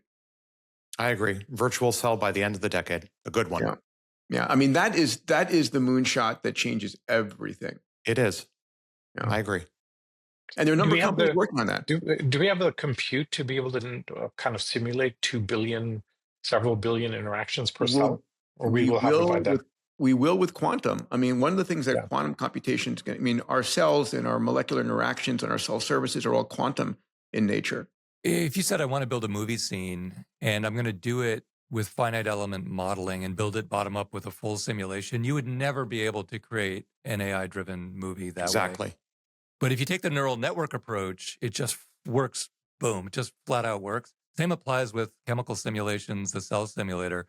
It's going to be data in, neural net in the middle, value that or action out, and it's going to flat out work. I think it'll work very fast, like you guys are predicting. But you can't simulate it, atom by atom, building it up. It's totally the wrong approach. It turns out, this is why maybe sometimes I present as a bit of a quantum bear. The physical world is actually pretty classical and pretty sparse.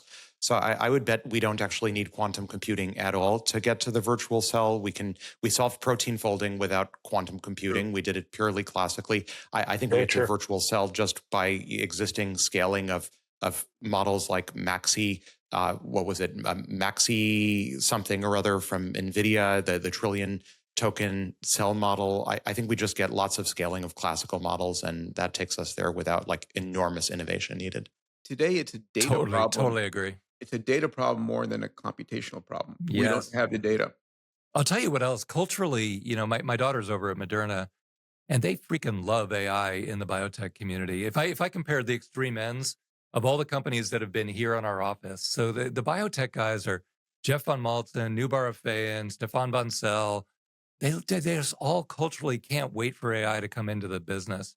And then on the extreme other end, you've got the public accountants, the PwC guys were here the other day, and they're like, AI, stop, please don't, but the biotech community is embracing it like crazy. I don't know why. I bet you guys actually know why, because you're right in the middle of it. But I can tell you firsthand, they are so into it. But they hate pipetting. All right. Let's go to robotics. This is China versus USA. Alex, I want to hear your thoughts on this one. So Agibot ships 10,000 humanoid robots. They're number one globally. They've gone from 5 to 10K across 17 countries in just 2 years. I mean, these are small numbers compared to what we've heard everybody else speak about, right? Getting to tens of millions, to billions, to 10 billion robots. Unitree files for an IPO, 610 million IPO. We had the co-founder of Unitree on at the last Abundance Summit. Revenues are up 335% year on year. They're probably the outside of Optimus and Figure, they're probably the best known robot company out there. And UniXAI had their home robot launch. And then finally, Xiaomi displayed Cyber One humanoid. Xiaomi is an amazing company. I was there very early, met the founders in China back in 2017, 2018, right? Their mobile phone, computers, heading into vehicles, and now robotics. A lot going on in China. Alex, what are your thoughts here? Okay, so this is happening. I think in the last episode I mentioned that one of my operational definitions of the singularity is all sci-fi tropes happening everywhere all at once. One of those sci-fi tropes is call it the iRobot trope, where there are just humanoid robots in every facet of life. Earlier today at the MIT Media Lab, for those who were there, people saw me for about an hour controlling a Unitree robot marching in loop after loop around the Media Lab on the 6th floor. And people were taking selfies. Everyone wanted to take a selfie with me and the Unitree. And I was doing this as sort of a bit of a promotional march for Professional Robotics League, which next on April 19th, so 9 days from when we're recording, the weekend of the Boston Marathon, is going to hold the United States, the country's first professional robotics league match with robots racing 50 meters in the Boston seaport. This is all happening. We're finally catching up to the iRobot future, where robots permeate every aspect of life. For better, for worse, right now, it's Chinese robots that are leading. I'm hoping to maybe almost quasi-shame the US robotics industry with all of these Chinese capabilities into stepping up to the plate and just starting to distribute humanoid robots into the civilian sector, and not just factories and not just military drones. But it's all happening. And this is going to be utterly transformative for the 2/3 of the US services sector that depends on physical labor, manual labor, and not just knowledge work. I saw Mark Cuban on a video this morning saying this robot thing is a passing phase and they're not going to be around in 10 years. How does someone come to that? No, but so there was a bit of nuance to that. It wasn't that robots aren't going to be around. It's that they'll become so essential that the environments will adapt to the robots and the robots will blend with the environment. Right now we go to Salim's point. Salim, your hobby horses, why do they need to be humanoid? Why can't they be differently shaped? I think Mark Cuban's more nuanced point was they're going to become so essential to daily life that they'll start to change the houses and the buildings and the environments to the point where they start to merge with the environments and therefore no longer need to be humanoid. So they're dishwashers. Yeah, they blend, they merge with the physical environment. I have to confess, Alex, that robot that you were talking about was blocking my way to the bathroom, and I so badly wanted to kick it. And I was thinking Alex would kill me if I kicked it. It's going to remember, and then it's going to come back in 3 years. History will remember, Dave. You really don't want to do that. What's the song from Les Mis? So never kick a dog because it's just a pup. They'll fight like 20 armies and they won't give up. So you better run for cover when the pup grows up. Let me hit on a couple of stories here. So this is interesting. U.S. senators move to restrict Chinese robots. Bipartisan bill proposed to block Chinese-made robots from federal and sensitive facilities, citing data theft and surveillance. This is no different than Huawei chips and in our cell phone towers. And DJI, the DJI ban already in effect, I think. Yeah. Drones. And Agile Robotics and Google DeepMind are partnering up. Gemini robotic models are being integrated into 20,000 deployed industrial robots across government factories or global factories.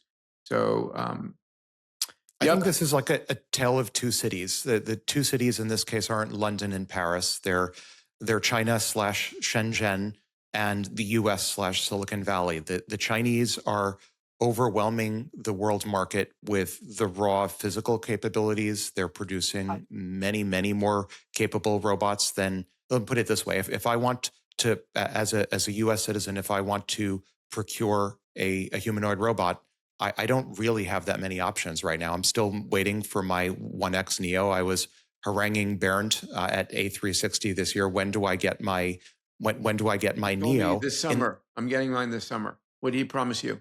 He didn't promise me a date. We were trying to figure out finer details of his participation in future Olympic events. But I would say China's producing all of these humanoid robots, but the U.S. is producing the strongest VLA, vision language action, foundation models, and world models for the moment. And I think, as we've talked in the past about OpenAI trying to become Anthropic faster than Anthropic can become OpenAI, I think similarly here, China is in a position where it has the raw manufacturing capability to make lots of robots and is racing to become a robot foundation model provider faster than the US, with our 10x more compute and our foundation models can finally figure out our way to manufacture at scale humanoid robots. So we'll see which way it ends up. I didn't realize that Gianluca put this video in the deck. Let's take a listen to Mark Cuban about humanoid robots. Mm-hmm. I think everybody's making this push for humanoid robots. Mm-hmm. I think they might have a 5-year lifespan and then they'll fail miserably, maybe 10. Yeah. You mean the device? You mean the companies or the device or the individual physical hardware? Robots Or both? Both. Okay. Right? Because I think everybody defaults to, well, we live in a human world and humanoids will take the place of humans for various functions, particularly in the home. Mm-hmm. And I think there's just no chance. So maybe we're missing the second half of his comment. Yeah, this is conveniently eliding the second half where he explains that they'll merge into the environment. Okay, well, that makes a lot more sense. All right, let's get to a conversation. You want to hear something really cool? Yeah, sure.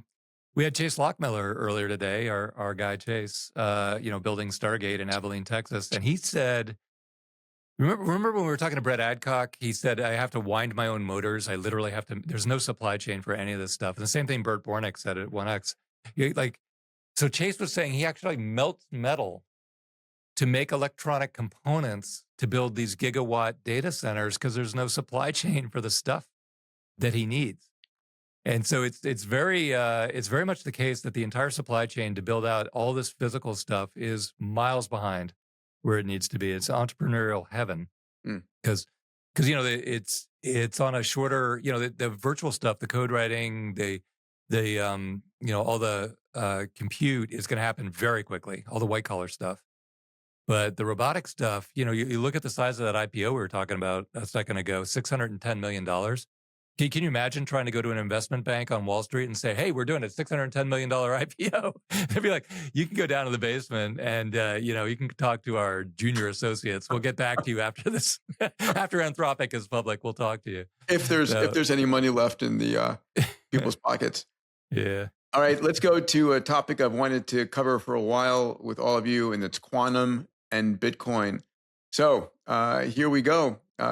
Google moves up their deadline by 6 years to 2029 for basically Q Day. When are we going to see quantum computers break RSA? It used to be that it required 20 million qubits. Today, it's 1 million qubits. And in particular, it's 4,000 error-corrected qubits, to be specific, to break RSA.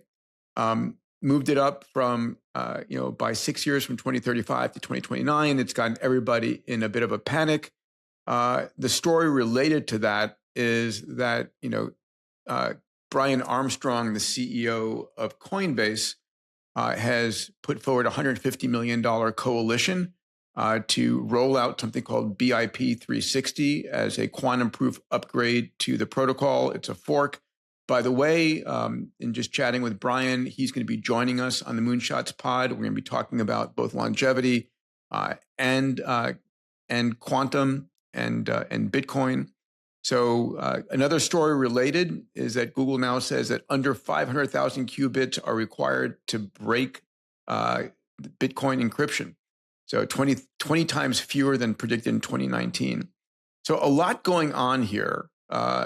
This is, concerning people who are Bitcoin holders.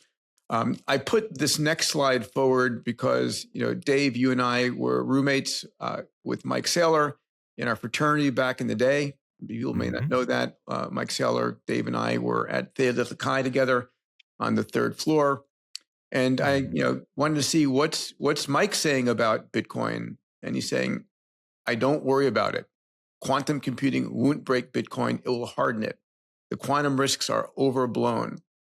Quote, Bitcoin has survived every existential threat ever thrown at it. This is just the latest, and the upgrade will come before the threat does. He puts his money behind that. In the last quarter, he's purchased 88,000 Bitcoin, about $7.25 billion worth of Bitcoin. Salim, let's go to you first on this one, pal. So the true risk here is that protocol consensus may be slower than the emergence of the threat, right? But I'm actually optimistic around this one. I think Saylor is right. The resilient systems will just evolve and can evolve under pressure, but markets are really bad at pricing tail risk until they're really forced to. So I think what will happen is there's so much momentum behind Bitcoin and so many. Like I came across a Bitcoin Lightning Network payment system that is 3 months old, and they're doing $1 billion a month of transactions. It's just unbelievable to watch some of what's happening under the radar that most people haven't even seen this. So I'm optimistic on this. Even if Google pulled the date forward a bit, I think this is a kind of still a long way to go. But the Bitcoin world will be forced to get together and just go, okay, we need to upgrade. Let's just do it. And there's enough money in it, motivation to do it. Yeah, at this moment, Bitcoin's at 73,000. It's up about $4,000 in the last 5 days. This has been a black cloud over the Bitcoin market for a while. In fact, Jefferies Bank has pulled out of Bitcoin. We may see others follow suit. And in the same way that AI is sucking money out of every other market, it's also sucking the attention out of Bitcoin. Dave or Alex, are you guys Bitcoin holders? I know Salim and I are. What do you think? Only via MicroStrategy. I think Mike is absolutely right. I think that, I don't know, this litany of existential threats. I mean, I know there was, someone trying to take over half the servers and then control it. Obviously survived that very easily. Quantum is not a threat at all. It's so easy to increase the encryption standard. And you can see quantum computers don't just suddenly pop up out of some secret lab. You see it coming a mile away. So it's not a risk at all. I think Mike is 100% right. So for the record, I don't hold Bitcoin. I don't have any desire to hold Bitcoin. This is the time in the episode where I say something nice about crypto per the Peter Diamandis ordinance. So my something nice about crypto today for this episode is I also don't disagree with Michael Saylor, but I also think it's beside the point. This is not investment advice, but I don't think it's quantum. Again, I've made this point numerous times. I don't think it's quantum decryption that Bitcoin, the Bitcoin community should be worried about. It's AI. It's AI, numerous facets of AI. It's AI coming up with clever inversion attacks against the core hash functions. And before anyone in the comments says, oh, but it gets harder over time, and there are several other responses. I'm aware of all of these responses. But if there is a secret inversion attack against the core hash suite of Bitcoin, this is a major problem for Bitcoin. I don't think that's even the largest problem, though, for Bitcoin. If we're going to talk about Bitcoin X risk, I think it's actually just irrelevance. AI, which is emerging for better or for worse, or AI agents, I should say, as the killer app for, call it, cryptographic commerce and transactions. The biggest risk is just that AI agents don't want to use Bitcoin. I'm aware that the Bitcoin Policy Institute put out this study saying that AI agents, 6 out of 10 AI agents prefer the flavor of Bitcoin versus other cryptographic means of commerce. I think over the long term, it's difficult to buy that AI agents, given their speed, if they stick with any form of crypto at all, are going to stick with Bitcoin. They'll invent their own currencies, their own layer ones, maybe transcendent forms of layer zero, and just reconceive the entire notion of a crypto stack. I agree with you there. Yeah. They'll reinvent anything and everything towards efficiency and towards... Well, so everything Alex just said, though, is all about transaction use cases. And Mike has been saying for a long time that Bitcoin's role in the world is as a store of wealth that's immune from governments seizing it or taxing it because you can move it so easily. So that would be a completely different argument. And I don't have a horse in that race, but it'd be interesting to say, well, what about Well, what's AI's impact on that use? We need to have our crypto debate. In micro, I would say a long-term store of wealth is basically just commerce by another name. You're trying to store resources in some sense for the long term. I would query whether superintelligence actually needs a long-term store of wealth at all. It's going to be moving very quickly, taking rapid actions in the physical economy. Does it even have a need for a long-term, non-operational, sort of non-productive store of wealth? I doubt it. Well, I think I'm not even sure humans. Compute and energy is the ultimate, store of possibility, so to speak. And those are real. Those are arguably also the definition real of assets. Yeah.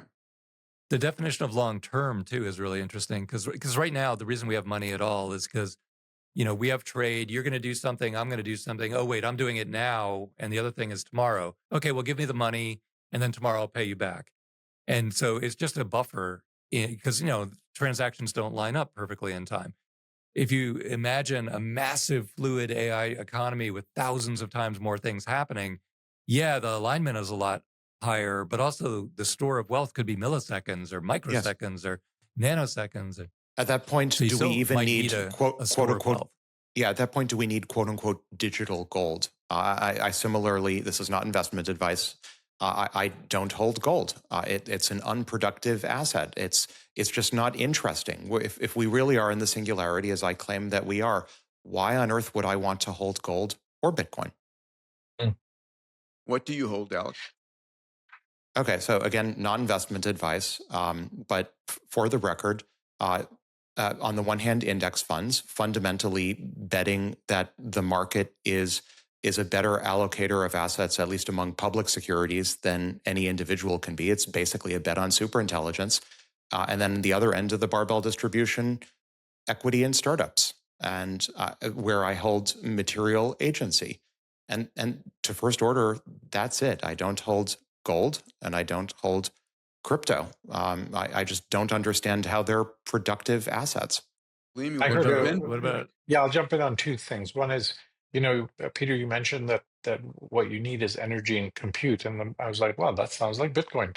But to Alex's point, one of the smartest investor types I know, who's worth about $100 million, I asked him how he does wealth management. And he goes, 70% high dividend yielding public equities and 30% high risk startup investment funds. And I think that speaks exactly what Alex just said. The kind of the standard things like real estate, utilities, et cetera, are all very dangerous places to be. I'm cooking all of them. Like I want to cook land. We've talked perhaps in the past about Coastal Assembly, which is using AI to. It's a company where I have a financial interest that's using AI to grow new land. I'd like to see realist. Okay, so a hot take for this episode.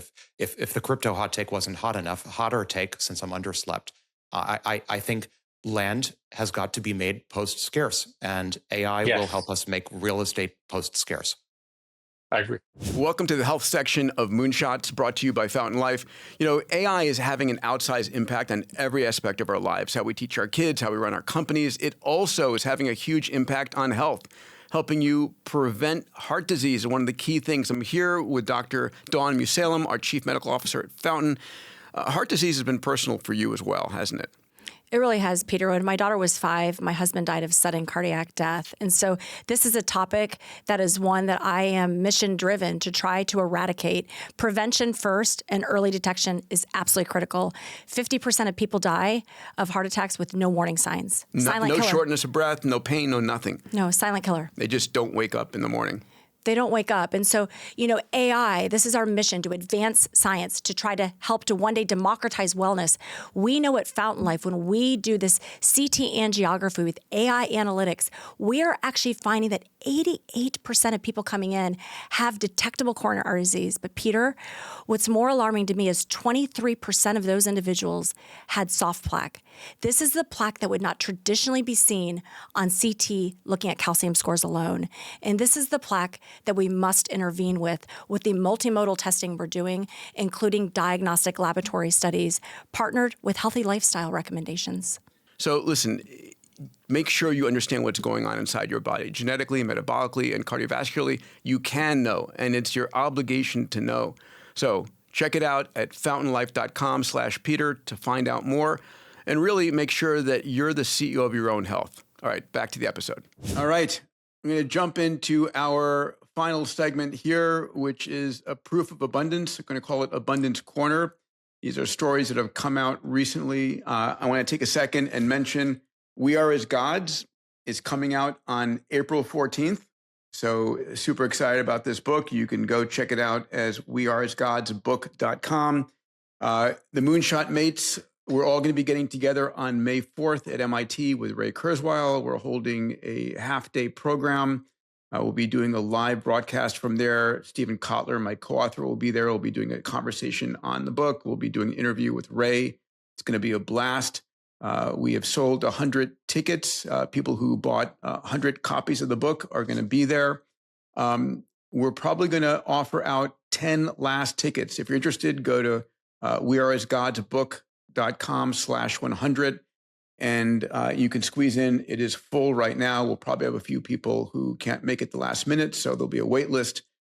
Join us. It's going to be a lot of fun. All right, let's look at evidence of increasing abundance. Here's a story that's interesting. Germany just built the world's tallest windmill, 364 meters high. It's taller than Eiffel Tower. It's a 33 gigawatt hour per year generation. And what's interesting is it's built inside of an old coal power plant. So I find that pretty exciting. The coal plant left the wiring behind, and they've built this on top of it. So the turbine is being built in the Lusatia coal site in Brandenburg. So we're going to start to see, wind and solar penetrate the old energy economics. The second article here is a 12-patient trial of a redesigned CD40 immunotherapy had extraordinary results. Cancer vanished after one injection. This was 12 patients in the trial.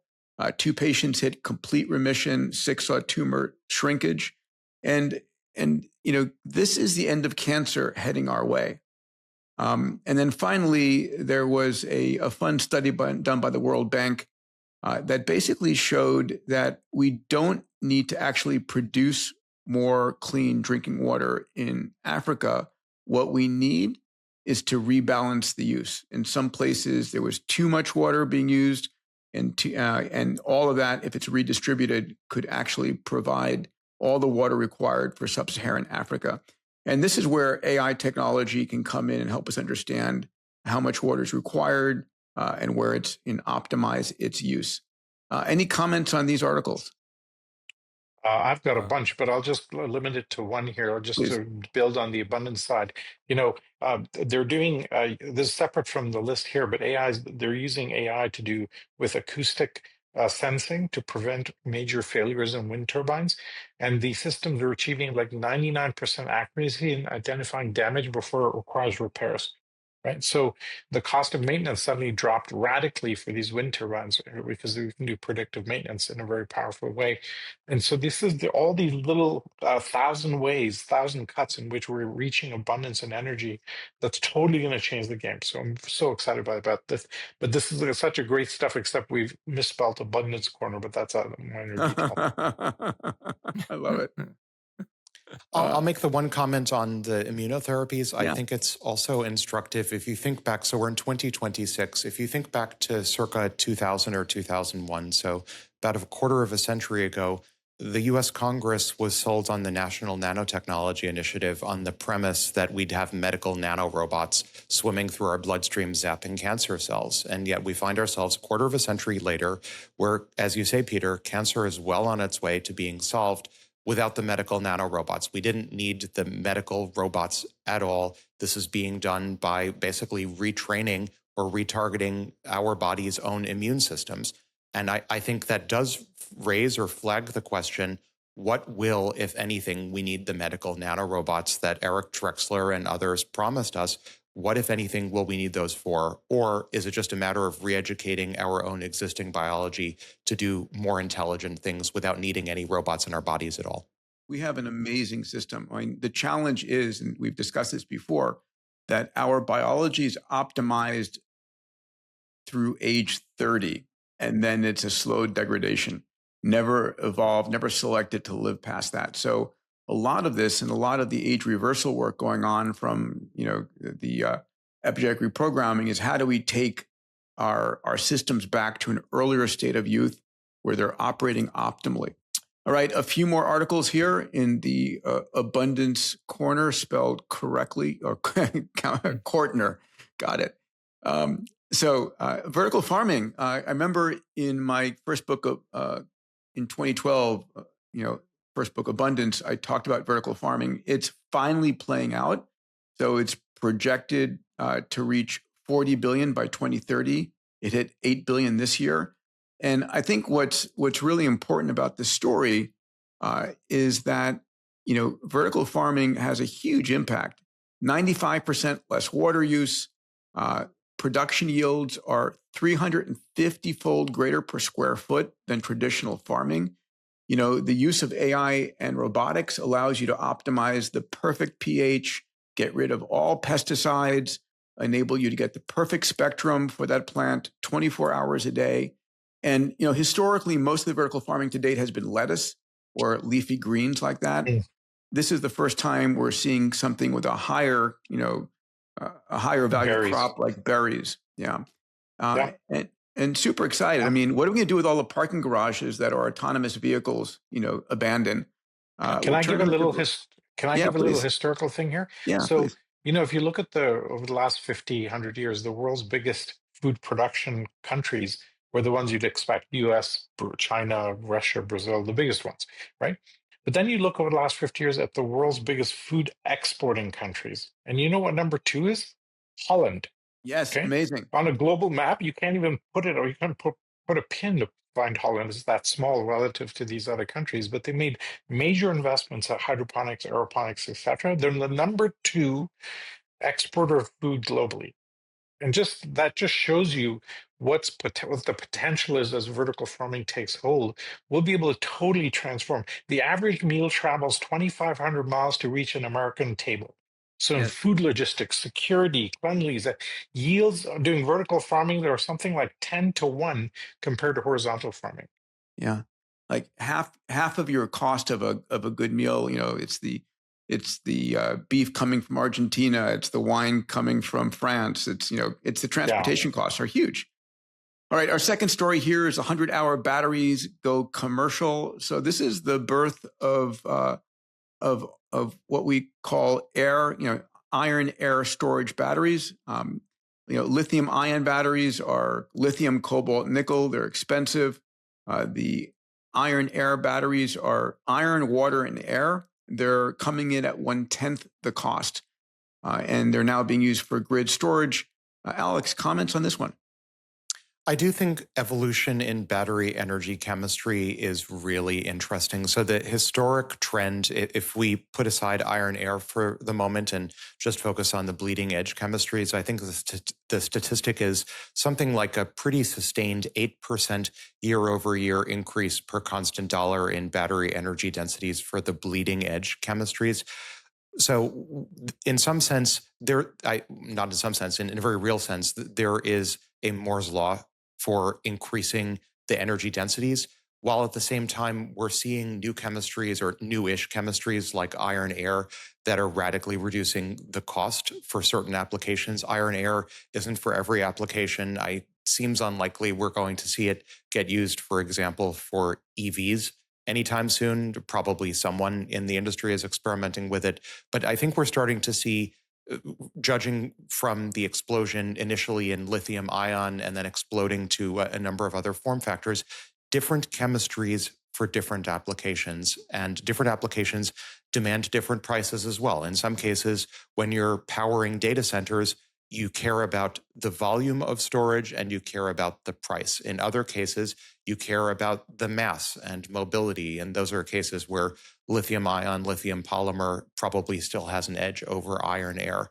overall, I think this is very positive. I think, I sometimes wonder, as a thought experiment, given that there was quite a bit of experimentation early on in the Thomas Edison era with different battery chemistries, whether we could have arrived at much more advanced chemistries much earlier, like 100 years ago, and whether the history of the internal combustion engine would have been vastly different if we had seen more investment and more experimentation up front with different battery chemistries. But overall, obviously, this is a positive development. The final story here is AI tutors. So what is it? So a Wharton study tested AI tutors that personalized education. What they found, not surprising, that a 5-month coding course was equivalent to 6 to 9 months of additional schooling compared to peers with fixed curriculum. I think we know this. Basically, you're getting 2x learning gains using AI tutors. They're free. They're ubiquitous. They're available to everybody 24 hours a day, 7 days a week. This isn't, breaking news. It's just quantifying it. At the end of the day, AI is going to be the ultimate educator, understands your child's abilities, understands what they do and do not know, their favorite sports star, their favorite color, and can optimize it and teach somebody. I think one of the things that AI can do better than anything is teach somebody the way they like to learn. I'm going to make an appeal to teachers because a lot of schools, including people that I know, are incredibly resistant for some reason. I don't get it. I'm going to go out on a limb and say it's cruel, absolutely cruel to a child to force feed them a lecture. And they're like, I don't understand what you just said. Well, I'm going to keep plowing forward because everyone else in the classroom understood. Or I'm going to say it the same over again. Yeah. And the kid can't stop and say, wait, explain that to me another way. With the AI, it's so much more compassionate. And so I think it's downright cruel to kids to try to teach complicated things in any way other than AI. Yeah. So, I think anyone who uses it every day, it's clear that that's the case. Sorry, go ahead, Alex. I think there's an element missing. So I would love to be able to just replace teachers, human teachers, with AI. I think it's basically a cliche at this point that, at least in the U.S., education is subject to Balmol's cost disease, and would love for AI to just replace education, both primary, secondary, and higher ed. What I suspect is missing, certainly for the most self-motivated students, AI, I think at this point, in the style of Neil Stephenson's Young Ladies Illustrated primer from Diamandis, it's already here. A well-motivated student can already have a conversation with a model from whichever frontier vendor and teach themselves far more quickly than they can through human instruction. But for the students that aren't as self-motivated, what I think we're missing right now is an AI embodiment that holds their attention and motivates them where they lack the motivation. It's like the gaming. Yeah, maybe. So I assume, Peter, by gaming, you're referring to sort of a quasi-addictive or video games. I mean, video games are just perfectly tuned not to be too difficult, not to be too boring, to hold your attention and to motivate you all the way. It's just, I don't understand why video game designers, instead of teaching kids about a whole set of random facts or made up, can't use, a set of facts around quantum, about subatomic particles or about planets and about, physics and biology, and gamify that someday. Yeah, it's funny if you play Fortnite and you look at the weapons and the number of intricate components of the weapons, and then the characters. Kids memorize these things. They memorize them, and then Madden NFL, like the playbook, there's like 3-layer deep menus of different routes and play. And before you know it, you could have learned an entire discipline like quantum physics with that same amount of brain power. But I swear to God, the AI can make those topics like quantum physics incredibly fun and engaging. The technology is here today to do that. It is. Someone's just got to get it out the door. People have been building edutainment games for decades at this point. I grew up with like Math Blaster or whatever back when I was growing up. But the problem is, I suspect, so as a user of these games, you're not motivating the users, children or students, with the exact outcomes. What would have been utterly transformative for me would be not like motivating some math problem with some arguably disconnected animation on the screen. Motivate them by actually empowering them to do really amazing things in the real world. That's far more motivatory, I think, than just an animation or some dopamine push from a jingle. Well, I think that's for you and probably not for the average kid. Yeah, maybe I don't generalize. I don't know. Yeah. All right. Final item in the abundance corner is this graphic. Look at this beautiful exponential growth curve. This is EVs sold globally. Back in 2010, there were barely 10,000 of these vehicles. This was, Elon's first roadster. And here we're up to 12.7 million EVs sold globally. In China, 1 in 2 new cars is an EV. And it's perfect exponential growth. Can I just point out a fun fact? Please. In 2015, the International Energy Agency predicted that we would not sell 1 million electric vehicles a year before 2040. And that year in 2015, we sold more than 1 million electric vehicles. so you get the predictors and the reality, and governments and good companies are relying on these strategic predictions for strategic decisions, and they were wrong before they even put out the comment. And so it's great to see this. And the curve's still accelerating, right? So by 2030, 2025 on this chart is going to look very modest. And just look at the impact on the results from the war. If oil prices suddenly shoot up, et cetera, you're protected from a huge amount of volatility as we go to solar battery EVs. All right, gentlemen, a beautiful outro piece from Marcus Helker. And I want you to look at this. This is the Moonshot Mates boy band. We're making our debut here. So no, God, I can't take this. You enjoy. always look good, Salim. What are you worried about? Into a garden that is always green. I'm leaving every limit on the floor. I'm not the person that I was before. There's a rhythm in the air I never heard. It's more than just a feeling or a word. I can feel the pulse, I can feel the flow, further than anyone before. Higher than the ceiling, higher than the sky, looking at the world through different eyes.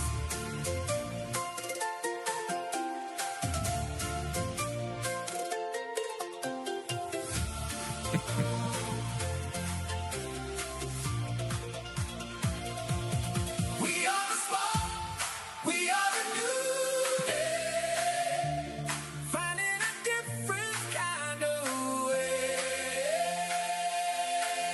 to play.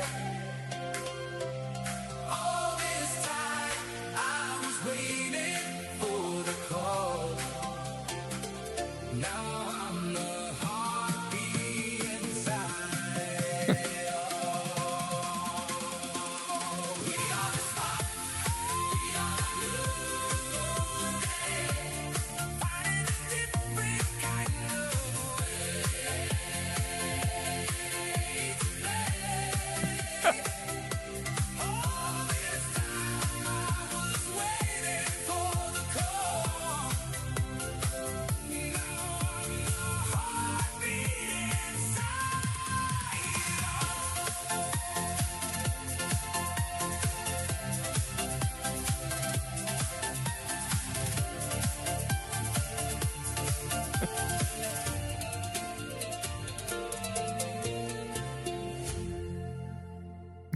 There we are, the Moonshot Mates boy band, everybody. Alex, you got to be a science officer. You're lucky. I get to be the science medical, I think, is blue, right? I get to be science medical. All Oh, right. you're right. You're right. Medical. Why would that be? Wow, that was killer. It Killer does get episode, guys. better. We're all and better. Starfleet It's officers, and the crazy, man. abundance logo resembles the Starfleet pin. It does. Convenient, isn't it? Yeah, I wonder how that If you pull happened. up a clip. Pull up a clip from just like 2 months ago and compare it to today. It's incredible how quickly it's changing. Yeah, and just a shout out to the creator community out there. Love it. Please send us your outro, or if you have an intro song you want to share with us, please send it to us. We'd love to share it with everybody. And gentlemen, it was fun doing back-to-back episodes with you in the last 24 hours. And looking forward to another episode next week. So everybody, please subscribe. We're putting out about 2 episodes a week. Turn on your notifications so you get it when it's fresh. And stay optimistic. Stay hopeful. The future is ours to create. We're creating the vision of tomorrow that we want. If you think AI is happening to you and not for you, you're going to be back on your heels and you're going to be in fear. And that's the worst place to actually venture into the future. This is the most extraordinary time ever to be alive. And so blessed to have Salim Ismail, David Blundin, and AWG as my moonshot mates. Love you guys.